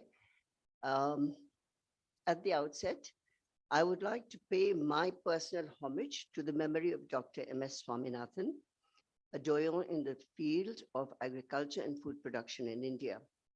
I was fortunate to meet him in the Agriculture Ministry when I was posted as Additional Secretary for a short while. His foundation had produced a very beautiful film on the significance of rice in the rituals and traditions of the lives of our people. In the film, he emphasized how from birth and throughout life, particularly in every important and significant occasion, we Indians used rice as an auspicious and celebratory grain. Whether it was the first spoon of food that a child was fed, or whether it was a wedding ceremony, or any other auspicious occasion, rice was always used to give blessings by pasting it along with vermilion on the forehead or sprinkling it for good luck. It was indeed an education for me to know and understand the connection between the contribution of agriculture and the heritage significance involved in most sacred ceremonies, to which I am thankful to Dr. Swaminathan. We are aware that agriculture and food production count amongst the oldest activities of mankind. As vectors of civilization, they contain since times of yore the transmitted traditional knowledge, wisdom, and above all, the daily skills of the farmers around the globe, which everybody has been talking about. At INTAC, our work in the conservation and preservation of cultural heritage over the last 40 years has brought to us an acknowledgement of the importance of the theme of your Congress of International Agricultural Museums, Agriculture, a Living Tradition. In India, the Global South, the role of agricultural museums as educational tools is crucial to bring an understanding of such issues, especially for the young. INTAC organizes, this is a little information for you, we organize capacity building workshops for members to understand our living traditions, including agricultural heritage. It also conducts workshops for students and youth through our 6,000 heritage clubs all over the country to create awareness among children living in cities, towns, urban and rural areas on agricultural heritage and its significance in our lives. In this connection, agricultural museums play an important role in providing encapsulated knowledge on agricultural practices and its heritage to young people. We at INTAC recognize that cultural knowledge that agriculture encompasses relies on culturally significant species, knowledge systems, and social relationships. Documenting and understanding this includes rediscovering historical heritage techniques and productions. Through the study of historical testimonies and agricultural sites, we have had many capacity building workshops and other workshops to document agricultural practices and intangible cultural heritage related to agriculture. Our work with intangible cultural heritage, or ICH, historically interconnects with natural cultural landscapes and tangible built heritage. It encompasses traditional music, dance, medicines, food, clothing, languages, oral traditions, and many other representations of cultural identity. As scales of heritage conservation broaden from objects and buildings to ecosystems, the forms of our intangible cultural heritage expands greatly. In connection with museums, I would like to just mention that recently INTAC has been asked by the Madhya Pradesh government to establish a museum for a community And this community is the tribal Gond community in Jabalpur. So we have used most of the Gond practices of agriculture to depict it in animations, in music, in living traditions. So basically, though it is homage to the community, it is actually with the background of agriculture that the Gond community's lives have been demonstrated. Similarly, there is another museum which we are putting up in a place called Kagazi Pura. The very name mentions that it is a paper village in Aurangabad. There are people who've been making papers all their lives and generations. They do not make paper, fortunately, by cutting trees. They make paper by boiling rags and using natural dyes. So there we are now setting up a paper museum, trying to trace the history of paper, minus cutting trees, maybe using reeds, etc. But this is an innovative museum which we're putting up, and I hope it will see the light of day soon. INTAC has also taken some direct actions, such as promoting sustainable agriculture in semi-arid regions of Bundelkhand and Rajasthan. These include demonstration of pilot plots and improvement in soil health with reduced inputs in water-scarce regions of India. The concept involves use of green manure, farmyard manure, use of traditional cropping patterns to improve the soil structure. There are some other pilot projects which we have taken up to conserve and propagate native seeds in villages. INTAC focuses on conserving and sustaining historical agricultural production and practices through a holistic approach, bringing together different disciplines that help recognize that standing at the intersection of culture and nature, agriculture tradition is a biocultural heritage with living organisms or habitats whose present features are due to cultural action in time and place. Thank you for giving INTAC an opportunity to participate in this very important workshop, and I wish this workshop every success. Thank you.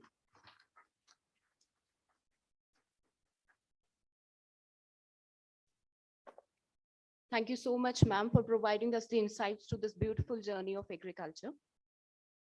Ladies and gentlemen, we are privileged to extend our invitation to our esteemed guest of honor, Professor Rajeshwar Singh Chandel, Vice Chancellor, Dr. Y.S. Pramar, University of Horticulture and Forestry, Nauni, Himachal Pradesh, India. A noted entomologist, Professor Chandel has over 25 years of experience in education and research. Sir has also served as Joint Director, Research Senior Scientist, Entomology, and Principal Residue Analyst. Professor Chandel has headed projects with national and international funding and is a member of various committees in Niti Aayog. So ladies and gentlemen, without any further ado, please welcome Professor Rajeshwar Singh Chandel to the stage. Over to you, sir. Thank you very much.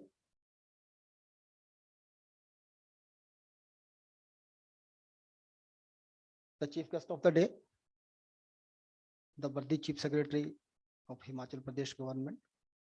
And besides that, I would say that he has been guiding us, leading us for agroecological practice in the form of natural farming, and the boundaries of which has now crossed not only the state, country, but beyond that. So thank you very much, sir. Professor P.K. Khosla, my teacher, my guide. Our leader as the Secretary of Horticulture, Secretary of Agriculture. And fortunately, he happened to be the doctorate in agriculture from IRI. Dr. C. Palarasu. Mrs. Khosla. And I think the lady who always stood before Professor Khosla to make him a teacher Khosla.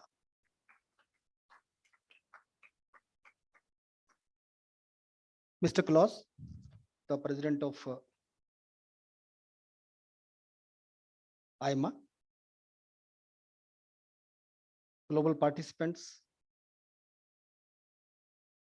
other guests from India and state, the professor, the teacher of Shulin University, who has the roots back in my university,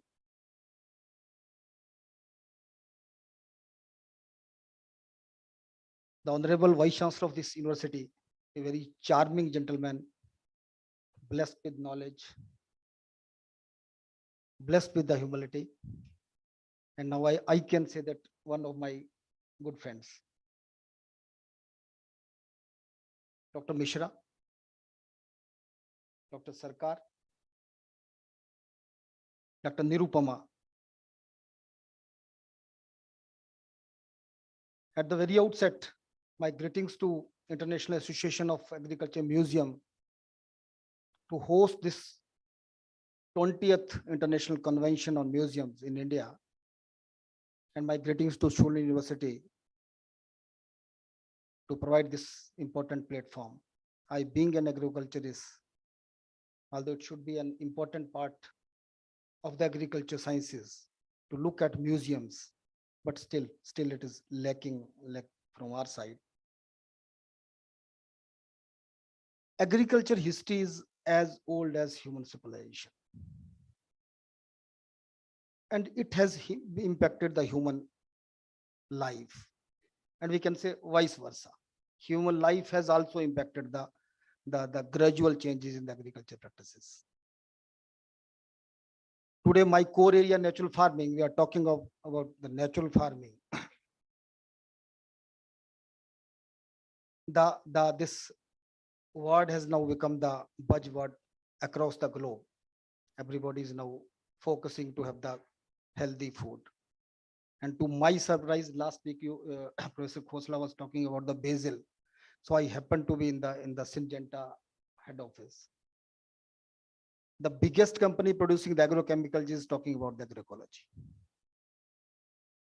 So that just took me back to the Himalayas. We have the long heritage of the agriculture. And it's different from the entire country, globally also.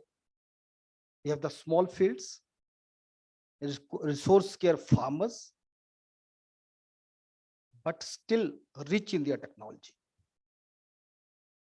It was the full of biodiversity. They understand about the role of the above land biodiversity and below land in the rhizosphere biodiversity. But with the advent of the green revolution, which was the need of the country, which was the need of the hour, which took us out of the hunger in early 70s and till today. But now we are talking to go back to our roots.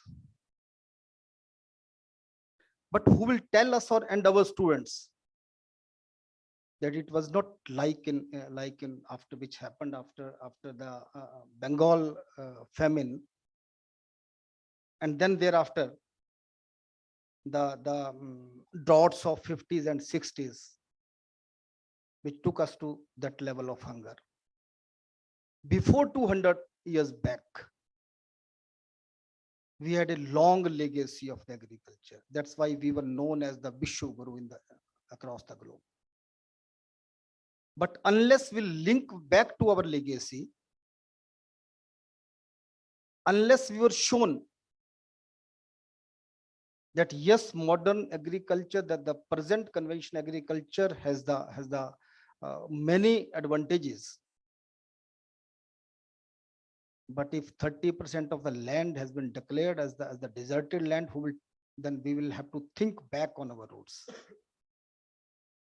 So who will tell us and who will carry forward that legacy?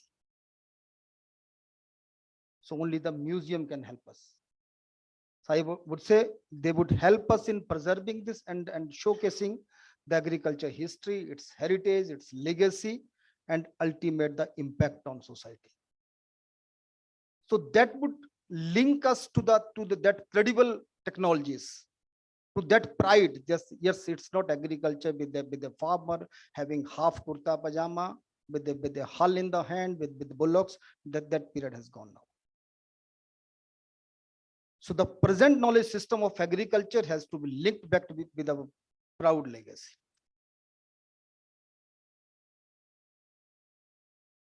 We have a long history, as I have told, but we were never exposed to those literature of Krishi Prashara, of Saga Krishi Kashyapa, Surapala's Briksha Ayurveda. We have sagas of Ghag and Bhandari in 3rd, 4th, 5th century. Honorable Prime Minister was talking about the a great saint, Tiruvalapura. So they have mentioned the density of the cloud, the direction of the cloud, when to see it, nakshatra. They linked, the sowing was linked with the nakshatra. My young friend Professor Sudhir was sitting here. He has recorded the 13 rituals from the tribal area of the Lahaul Spiti. They perform when they cultivate the crops. And at the end of the day, when they get the good harvest, they ask for mercy to this motherland for disturbing it for 4, 5, 6, 7 months. So I think only the museums can link us with those legacy. Otherwise, I could see felt the pain of the Secretary Agriculture, Horticulture. India has lost 1 lakh varieties of the rice, and Himachal was one of the contributor having 182 varieties of the rice at one point in time. So my humble thanks to the CIMA to organize this International Congress on Agriculture Museums. Let's create some digital platforms, smart platforms, which could link us, our young generations, to our old, richest traditions. And by virtue of the humbleness, the Honorable Vice Chancellor of the Shulin University, Professor Atul Khosla, always shows, from university side, I assure you that every kind of the sport or every kind of the assistant collaboration which the Shulin University would like to have to further this initiative, we would be very happy.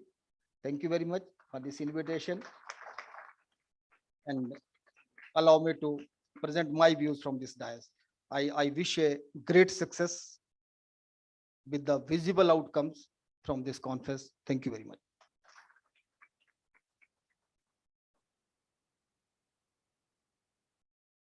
Thank you so much, sir. Thank you so much for being a part of this significant occasion. Ladies and gentlemen, with immense privilege and respect, we extend a heartfelt invitation to our esteemed chief guest, Shri Prabodh Saxena, sir, Chief Secretary of Government of Himachal Pradesh, for his address. Shri Prabodh Saxena's distinguished career and his vital role in the government make him an exemplary candidate to provide insights, guidance, and inspiration for this event. Everyone, please join me in extending a warm welcome to Shri Prabodh Saxena, sir.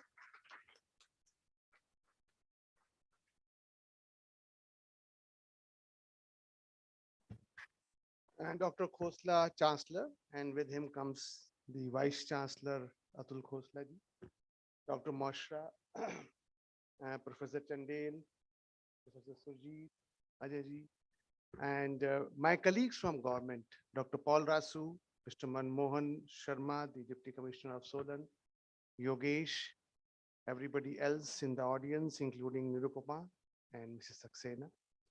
A very warm welcome to all the esteemed delegates of this prestigious Congress to my state.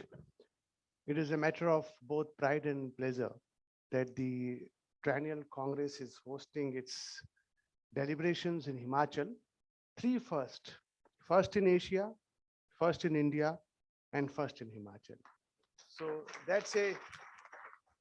we are honored and we are humbled that you have chosen Himachal and obviously no better place than Shulni, which is emerging as a shining star in the educational landscape of not only the state, but the country. So I think it's a great mix, such a prestigious conference in one of the most promising institutions of the state.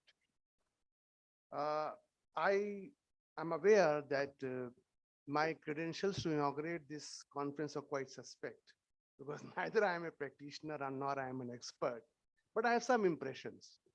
And the first impression is that I want to introduce many of you to the state of Himachal because somebody asked me why Himachal? 10% of the land is agriculture, 68% is forest. Less than 1 hectare is the average holding. More than 88% of the farmers are small and marginal. Not even 20% of the agriculture is irrigation fed.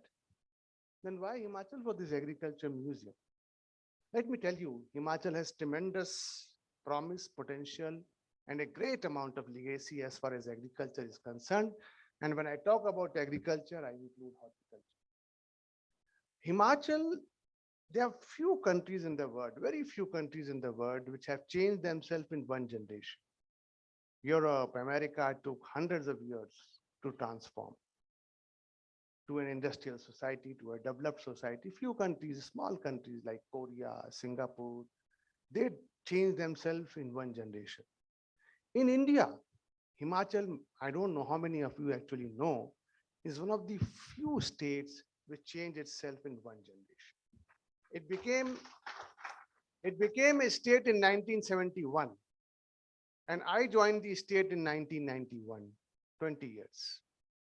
And by that time, everything was changed.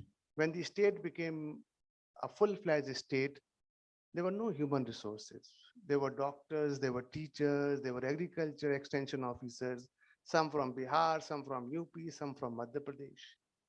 And by 91, almost the entire state has achieved 100% education enrollment. There was electricity everywhere. Even in places like Lucknow, my father used to struggle in one of the most poshest areas of Lucknow with electricity outrage during summertime. Here it was electricity all around. At places where we have not been able to take roads even after so many years. So this state has changed itself in one generation, and I now take it to the same context of agriculture. How in one generation? You know, Himachal has two external factors as far as agriculture is concerned. One was mentioned by Professor Atul Khosla, apple. It came all the way from America. And the other thing is potato. Another very interesting feature of Himachal is higher you go, more prosperous are the people. Unlike other hill states, including our neighboring states of Uttarakhand. Why?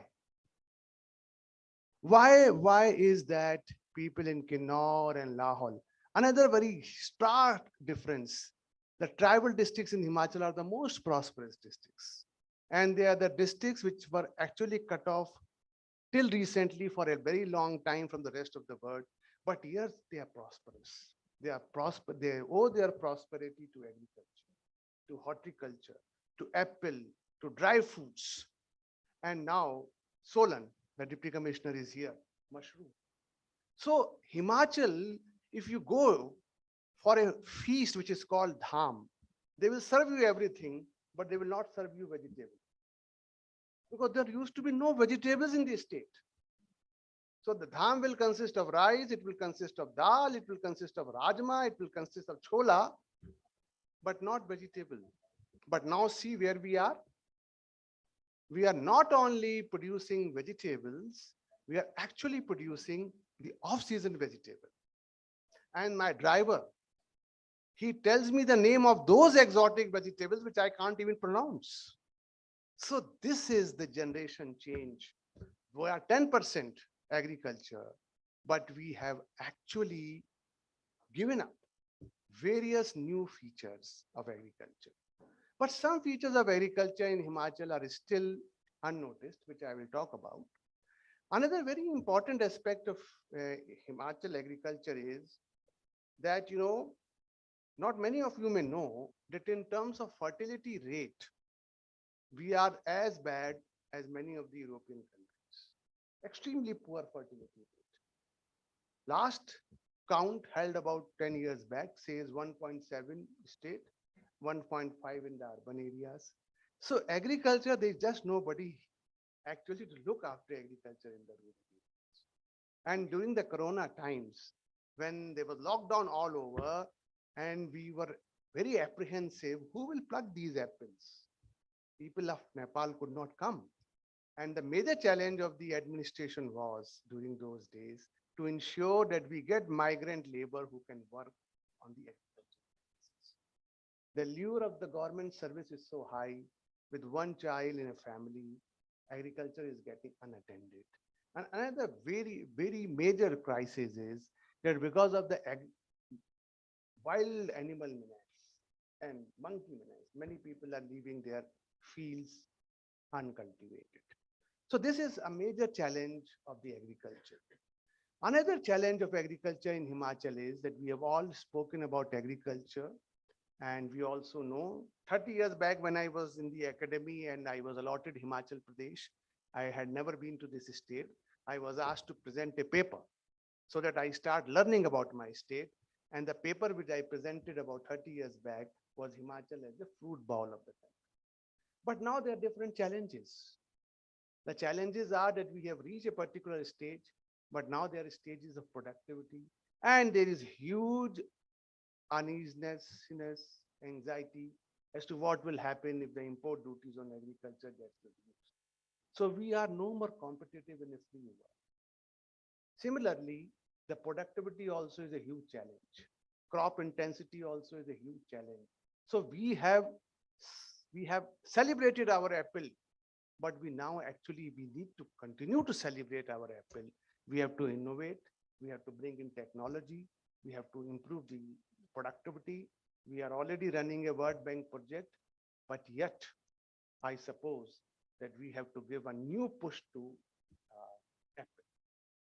Another thing about Himachal which nobody talks about is that, despite the fact that the people here are very educated, they are aware, still large number of people in the state. And when we talk about legacy, when we talk about tradition, when we talk about history, huge number of people in this state are still migrating along with their cattle stock for 6, 7, 8 months a year.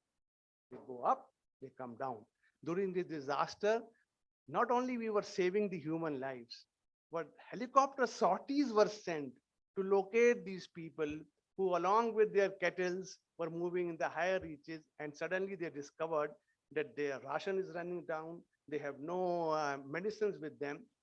This wealth is estimated to be around 200 billion Indian.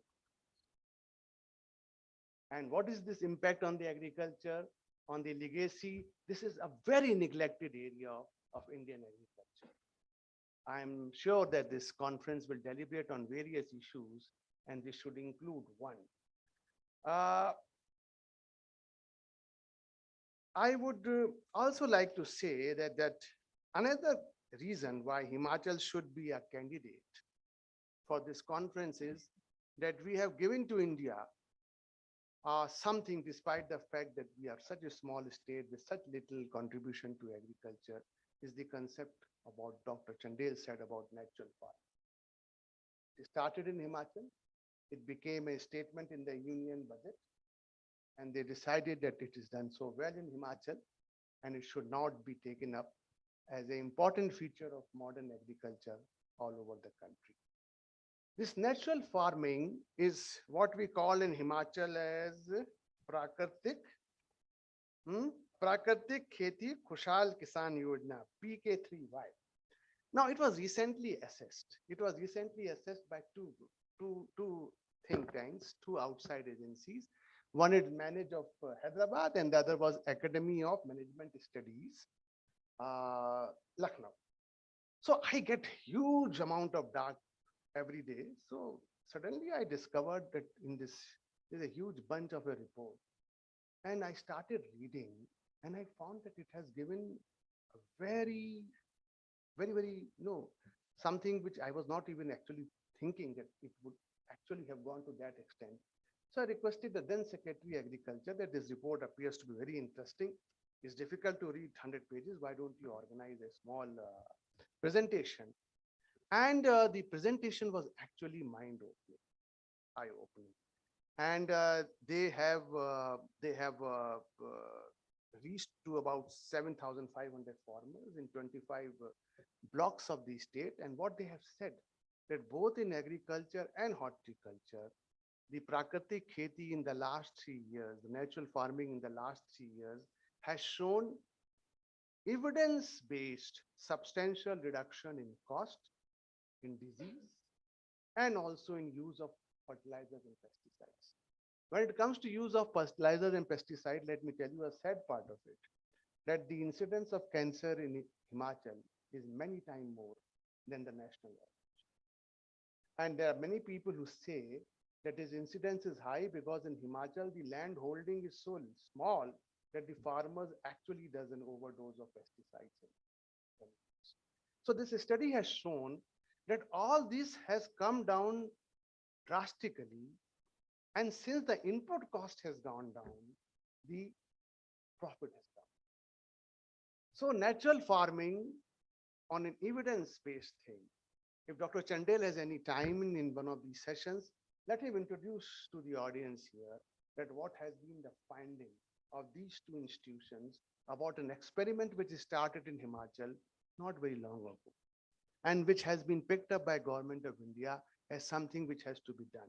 This is not only with respect to the use of chemicals or pesticides, this actually gives a new direction to agriculture. It makes it more healthy, and some say even more tasty. So this is what the agriculture potential of the state is. And before I conclude, let me also say another huge challenge which all of us are facing and agriculture is also facing is the climate change. Climate change is something which actually can put a huge question mark over whatever we are doing, whether in terms of development, whether in terms of academics. This is something which we have to actually grapple, and we have to, the world has to actually challenge it, and we will be able to do. Why we will be able to do? Because about 20 years back, everybody used to think that entire Africa will perish because of AIDS. But Africa is still there. AIDS is something which we have conquered to a large extent. So similarly, if we put our mind together, if we put our resources together, and with such very esteemed people, learned people, people who have strong domain knowledge, if we start taking climate change seriously, we will also be able to, I'm sure, the mankind will survive this also. But we have to start acting, and universities like Shulni and Nani have to take a proactive role in providing the guidance and in providing the solutions. And Prakratik Kheti, or natural farming, is one such change which will be one of the tools in the toolkit of combating the climate change. I've seen the agenda for the next 3 days. There are various issues which are of great interest to Himachal, and whatever little introduction I could give to you about Himachal, it can be a two-way process, something which you can learn, something which you can teach us. And I'm very sure that this conference, which is a great signature as far as the agriculture is concerned, will have a very resounding success. Thank you so much.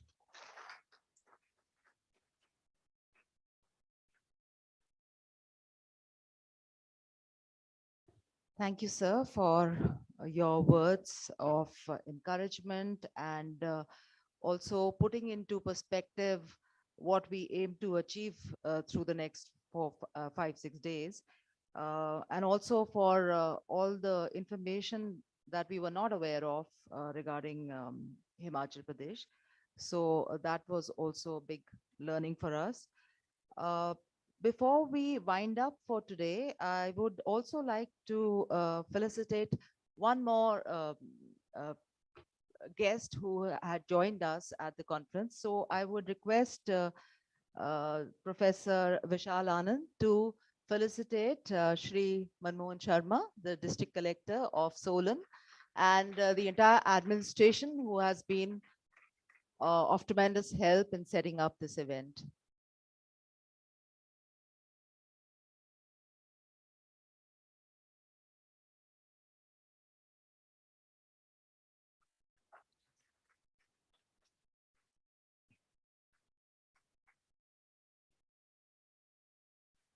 Before we go down for lunch, sir, I would also request you to join us briefly for the exhibition which has been set up in the university. So please do have a look at that as well. Thank you. With that, I would invite, sorry, forgot the most important thing, the vote of thanks. I'll invite Vijay Aditya to give the vote of thanks. Thank you. Thank you, Nirupama. There's a very long list of people that we have to thank for making this event possible. And I'll start right from the top, where government of Himachal Pradesh, Mr. Saxena and his office has been very, very helpful in supporting the conference and making it happen here. Department of Horticulture and Agriculture, Dr. Rasu and his team. We have YS Parmar University, Dr. Chandel and his team. They have offered us their guest houses for many of you who are staying there. Thank you so much. The Deputy Commissioner Solan, Mr. Sharma and his team, and the entire district administration, they have also offered us their administrative support as well as their guest houses where some of our guests are staying. Intact for being our knowledge partner for the event, as well as extending a lot of support. Half of our offices used to be in Intact, and we did a lot of work at Intact for making this event possible. CIMA for giving us an opportunity in India to host this event. This happens every 3 years, and this time it has come first time to India and Asia. Punjab Agriculture University for hosting the next leg of this event. The last 3 days of this event will be at PAU in Ludhiana. We thank them for their support as well. I wear 2 hats. I part of organizing committee. I also am a CEO and co-founder of Ekgaon Technologies. So my team has also been helpful in it. We thank them for their support. Secretariat of the for this conference was based at our offices in Delhi. The Heritage Foundation was the coordinator of the secretariat. We held them. Our organization team composed of many young people. Most of them are students of heritage and culture. Gunjan, was the conference coordinator, not with us in China, but we thank her. Risa is here, Sushmita is here, Diksha is here somewhere. I'm sure. Thanks a lot for all the help that you have provided. Speakers and delegates, all the speakers and delegates, Dr. Sharma was there, Pastor Gupta joined us from South America. All of you, thank you so much. We are looking forward to hear all of you during next 6 days. We last but not the least is our host, excellent host. Shulani University, what a fantastic place. We chose this for helping us choose this place. It has been incredible experience, and I'm sure most of our delegates feel so. Dr. Kesri, Dr. Brigadier Mehta, Mr. Pabbi, Dr. Negi, Dr. Poonam, long list. I think there's 20, 30 faculties are involved in this event. So I'm sorry if I'm not missing out your name, Prasan. So thank you so much for logistics, and everything has been fantastic. So till date, and we are looking forward to other days here. Thank you so much for helping this happen. And last but not the least are the students of Shulani University who have been interning with us and as buddies for our guests. I'm sure all of you have felt that. Thank you so much. You have been incredible support to this organization. Thank you so much. Sir, we'll join for the exhibition now. Thank you.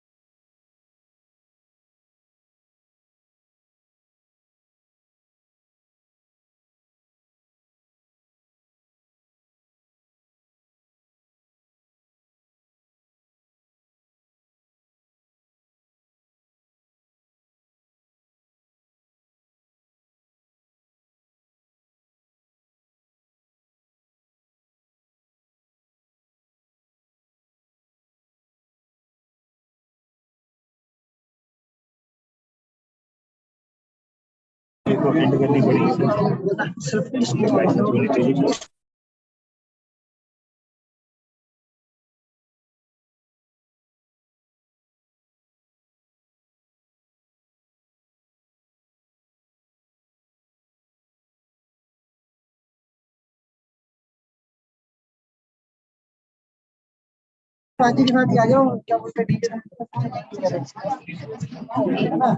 अभी यहाँ पे हो रहा है, live है। नीचे वाले room की जो है वो हार्ड ड्राइव में इस सेशन का तो सारा का सारा सिस्टम लाइव है।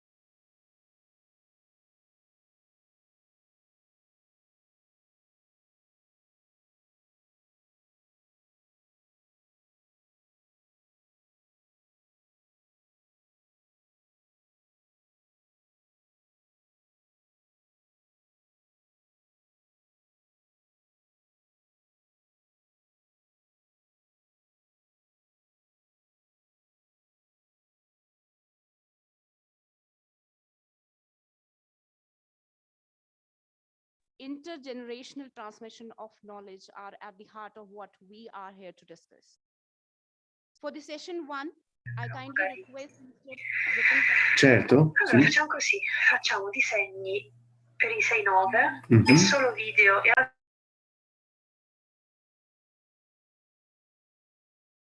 For the session one, I may kindly request Mr. Vipin Pabbi, Director, School of Journalism and New Media, to moderate the session, please. Mr. Vipin Pabbi is a journalist and political analyst of high repute. Mr. Vipin Pabbi had a long stint in journalism and mass media. While serving the Indian Express over a span of 36 years, Mr. Pabbi remained editor of its various editions for a record period of 18 years. Mr. Pabbi is author of widely acclaimed book Shimla, Then and Now. In addition, he has contributed chapters to various books and anthologies. So may I kindly request sir to please moderate the session one, Tales and Tellers. Over to you, sir.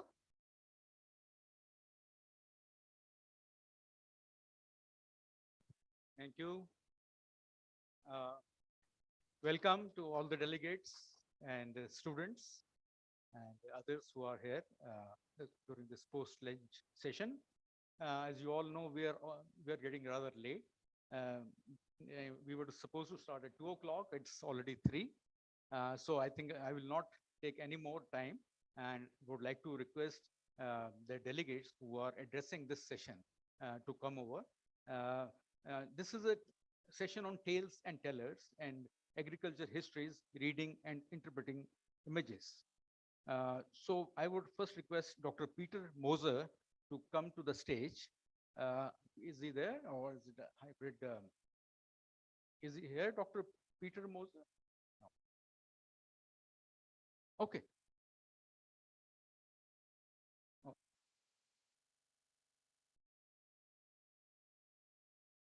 Okay. And okay, all right. And Dr. Deborah Reed, please come to the stage. Please come. She is curator of culture and the environment at the Sì. Quindi sì, ha una sua logica.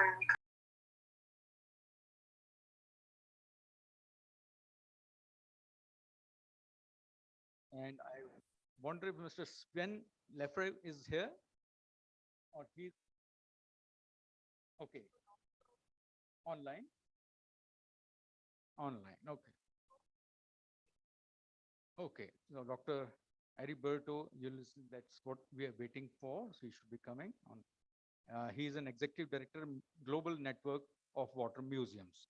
So I think let us start the session with you, Dr. Deborah, and maybe we can then ask others as soon as they join.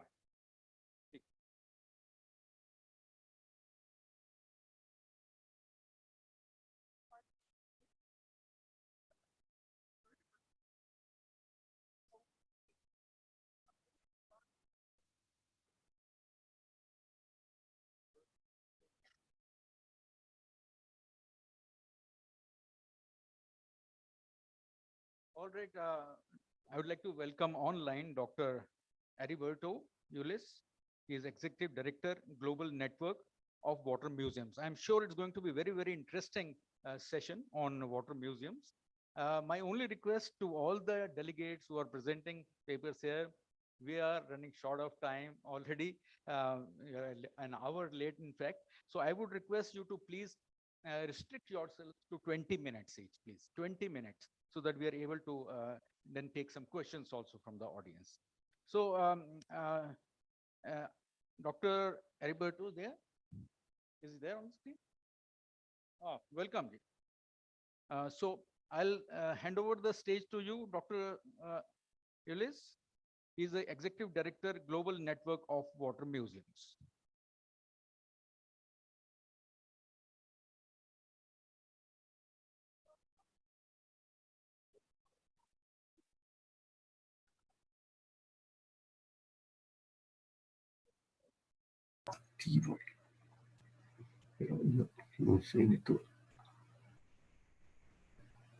Hello, can you hear me? Scusa che Yes, faccio questa now we prova. Maybe they can hear me, but I can't. I can't hear. So Hello. Hello, Dr. Roberto. I'm Vipin Pabbi here. Can you hear me? No, you can't. So, just let's see 2 minutes and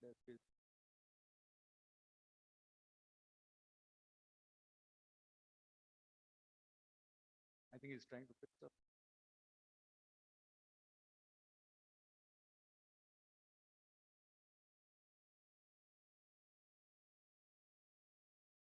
Hello, can you hear us now? Can you hear us now?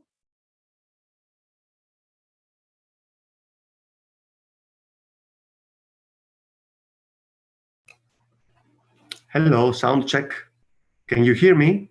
Yes, we can hear you, certainly, loud and clear. Unfortunately, I can't hear. But if you are waiting for my speech, can you maybe say hello? Okay, yeah. Great. So, okay, thank you so much. Good morning, everyone. My name is Heriberto Eulisse. I'm director of the Global Network of Water Museums. I'm very grateful for this invitation, and I would like to share with you a small presentation that I prepared for this important conference on agricultural museums. In the global network of water museums, there are also some agricultural museums, and I think this is a good opportunity to explore how we can cooperate and create synergies in the future. So I'll share now my screen with the presentation.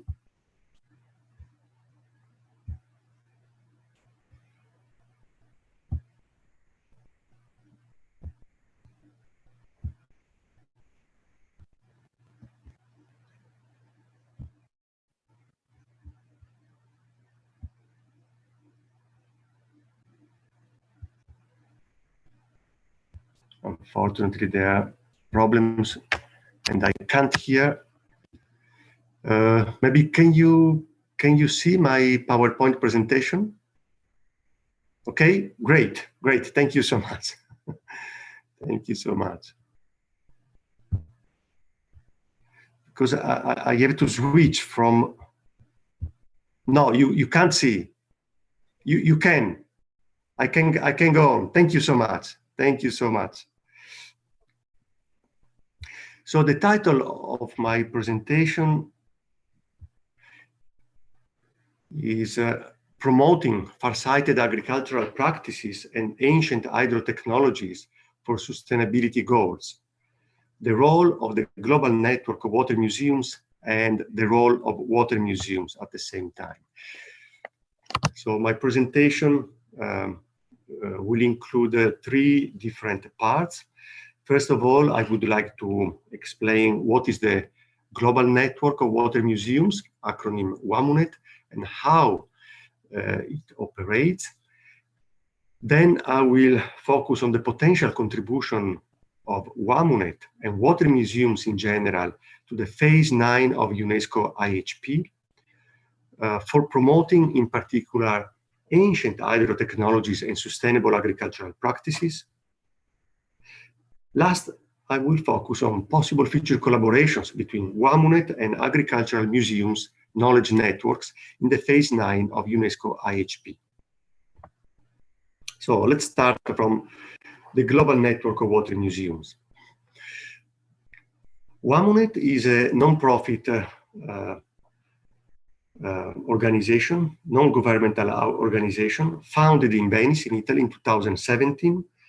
In 2018, it was endorsed by UNESCO and the Intergovernmental Hydrological Program of UNESCO, which I hope you know. What is the Intergovernmental Hydrological Program? Basically is a section within UNESCO that includes all, it's part of the science division of UNESCO, and it includes whole water sciences within the special department. Well, there are some flagship initiatives of UNESCO IHP. There are actually 8 flagship initiatives worldwide, and one of them is the Global Network of Water Museums. Other flagship initiatives focus on different topics like great rivers, isotopes, and so on, but one is focused on the work of water museums. We are also autonomous and independent from UNESCO, and we are financially supported by annual contributions of our members. All our governing bodies are democratically elected by our members. Today, more than 100 members in more than 40 countries worldwide. So what is the goal of the Global Network of Water Museum? In 3 words, promoting a paradigm shift, moving from the prevalent cultural paradigm of domination over nature, which has so many impacts and consequences on the water cycle, and move to one cultural paradigm of what we call ecosystem sustainability. I also would like to remind you that the Intergovernmental Hydrological Program of UNESCO mainly focuses on freshwater ecosystems. It's a program that now just entered into a new phase, the 9th phase. It started in the 70s, as you know, and now we just started the 9th phase. And the concept of ecosystem sustainability is really central also for IHP. In our charter, in our statute, we call this paradigm change as the building of a new culture of water. Indeed, in many sectors, we must reinstate a new relationship between humanity and water, a new sense of civilization, which can help to reconnect people and water in all its dimensions, including scientific, technical, but also social, cultural, artistic, and spiritual matters. It is exactly for this reason that we were endorsed by UNESCO IHP, because we try to develop projects, initiatives with our partners with this holistic perspective, with this kind of holistic approach. So in 2018, that is 1 year after our foundation, we were endorsed by UNESCO IHP. You can see on the image on the left is the moment in which we were voted unanimously by the 36 member states that have the right to vote in the Intergovernmental Council. And the title of the resolution includes also the title of our network, that is the Global Network of Water Museums and UNESCO IHP in support of water sustainability education. Indeed, water sustainability education is one of the main activities that we try to promote together with our partners in order to raise a major awareness,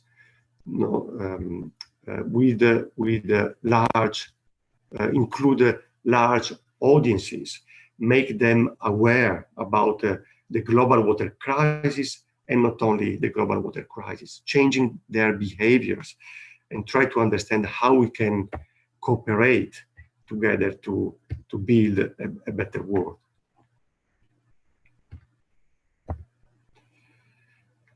Okay, sorry that my presentation, okay.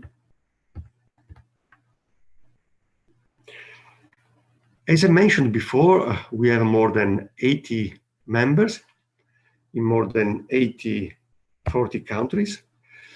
Most of them are concentrated in Europe. 70% more or less are concentrated in Europe, but we have also a growing number of water museums from Asia and the Americas. Whereas in Africa, we definitely must focus in the next years our activities in Africa. Here I have selected a few examples of water museums that deals exactly on agricultural topics. since we have a large variety of museums. We include, for example, science museum, archaeological museum, history museums, community-based museums, open-air museums, and not all of them focus on agriculture, but a few do. So I just wanted, I know that my time is limited, and I wanted to share with you some of these examples. Agua para siempre, which means water forever in Spanish, is a water museum located in Mexico, one of our founding members, and I will devote especially to this museum more time later. So okay. Another museum that deals with agriculture and especially oasis, desert oasis, is the Water Museum of Moroccan Civilization that is located in Marrakesh, Morocco. This is an expression of the Ministry of Religious Affairs, since in Morocco, water is conceived as a public good. That it's for this reason that the Ministry of Islamic Affairs owns and manages this building, and most of the exhibition part focus on the functioning of traditional oases.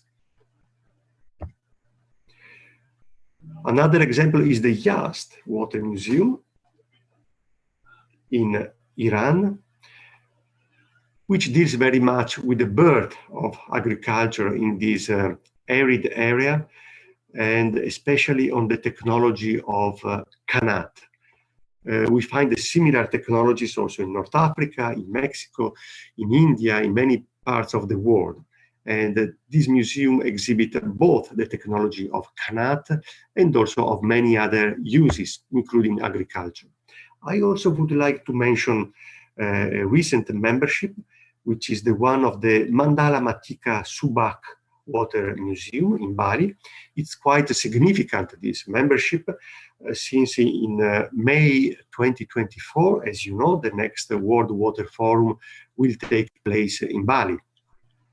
And this museum, which is under renovation at the moment,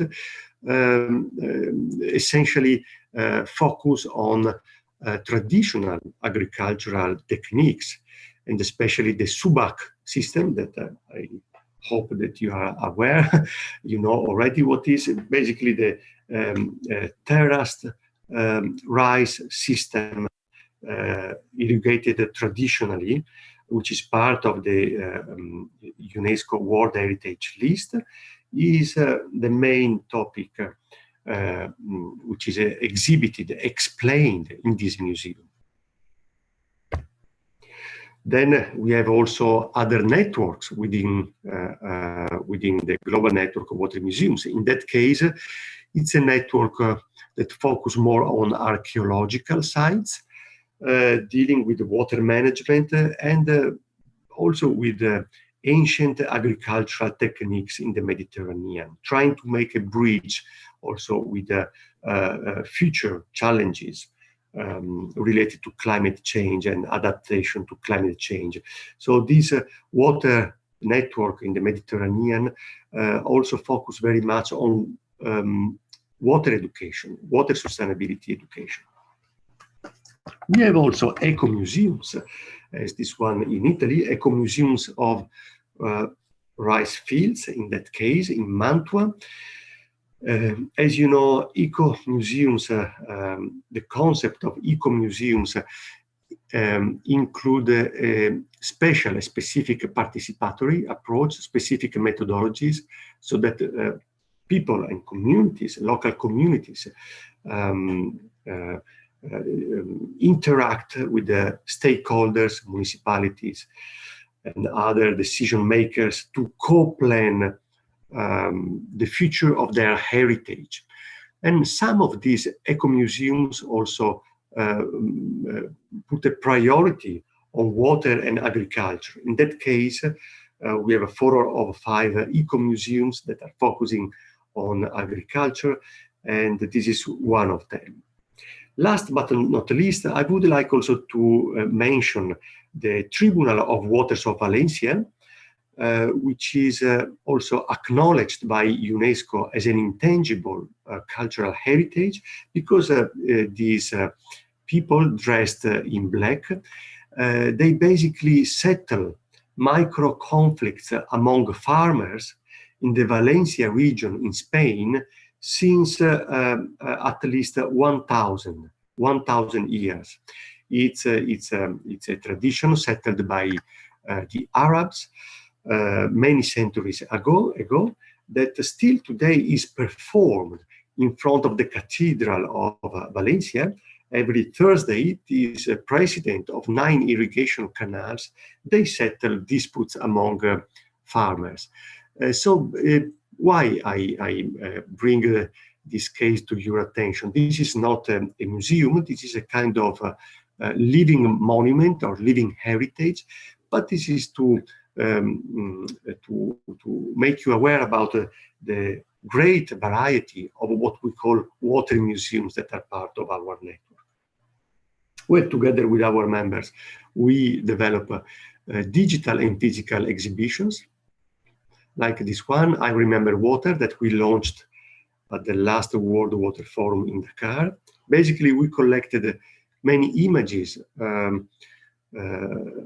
approximately 700 images from all our museum partners to show in 6 different categories the heritage of water, but also there are other sections, specific sections related to water that show this unique, important heritage, though quite different among our members, that is related to water. We have sacred waters, waters managed by small farmers and communities, fishermen, and so on.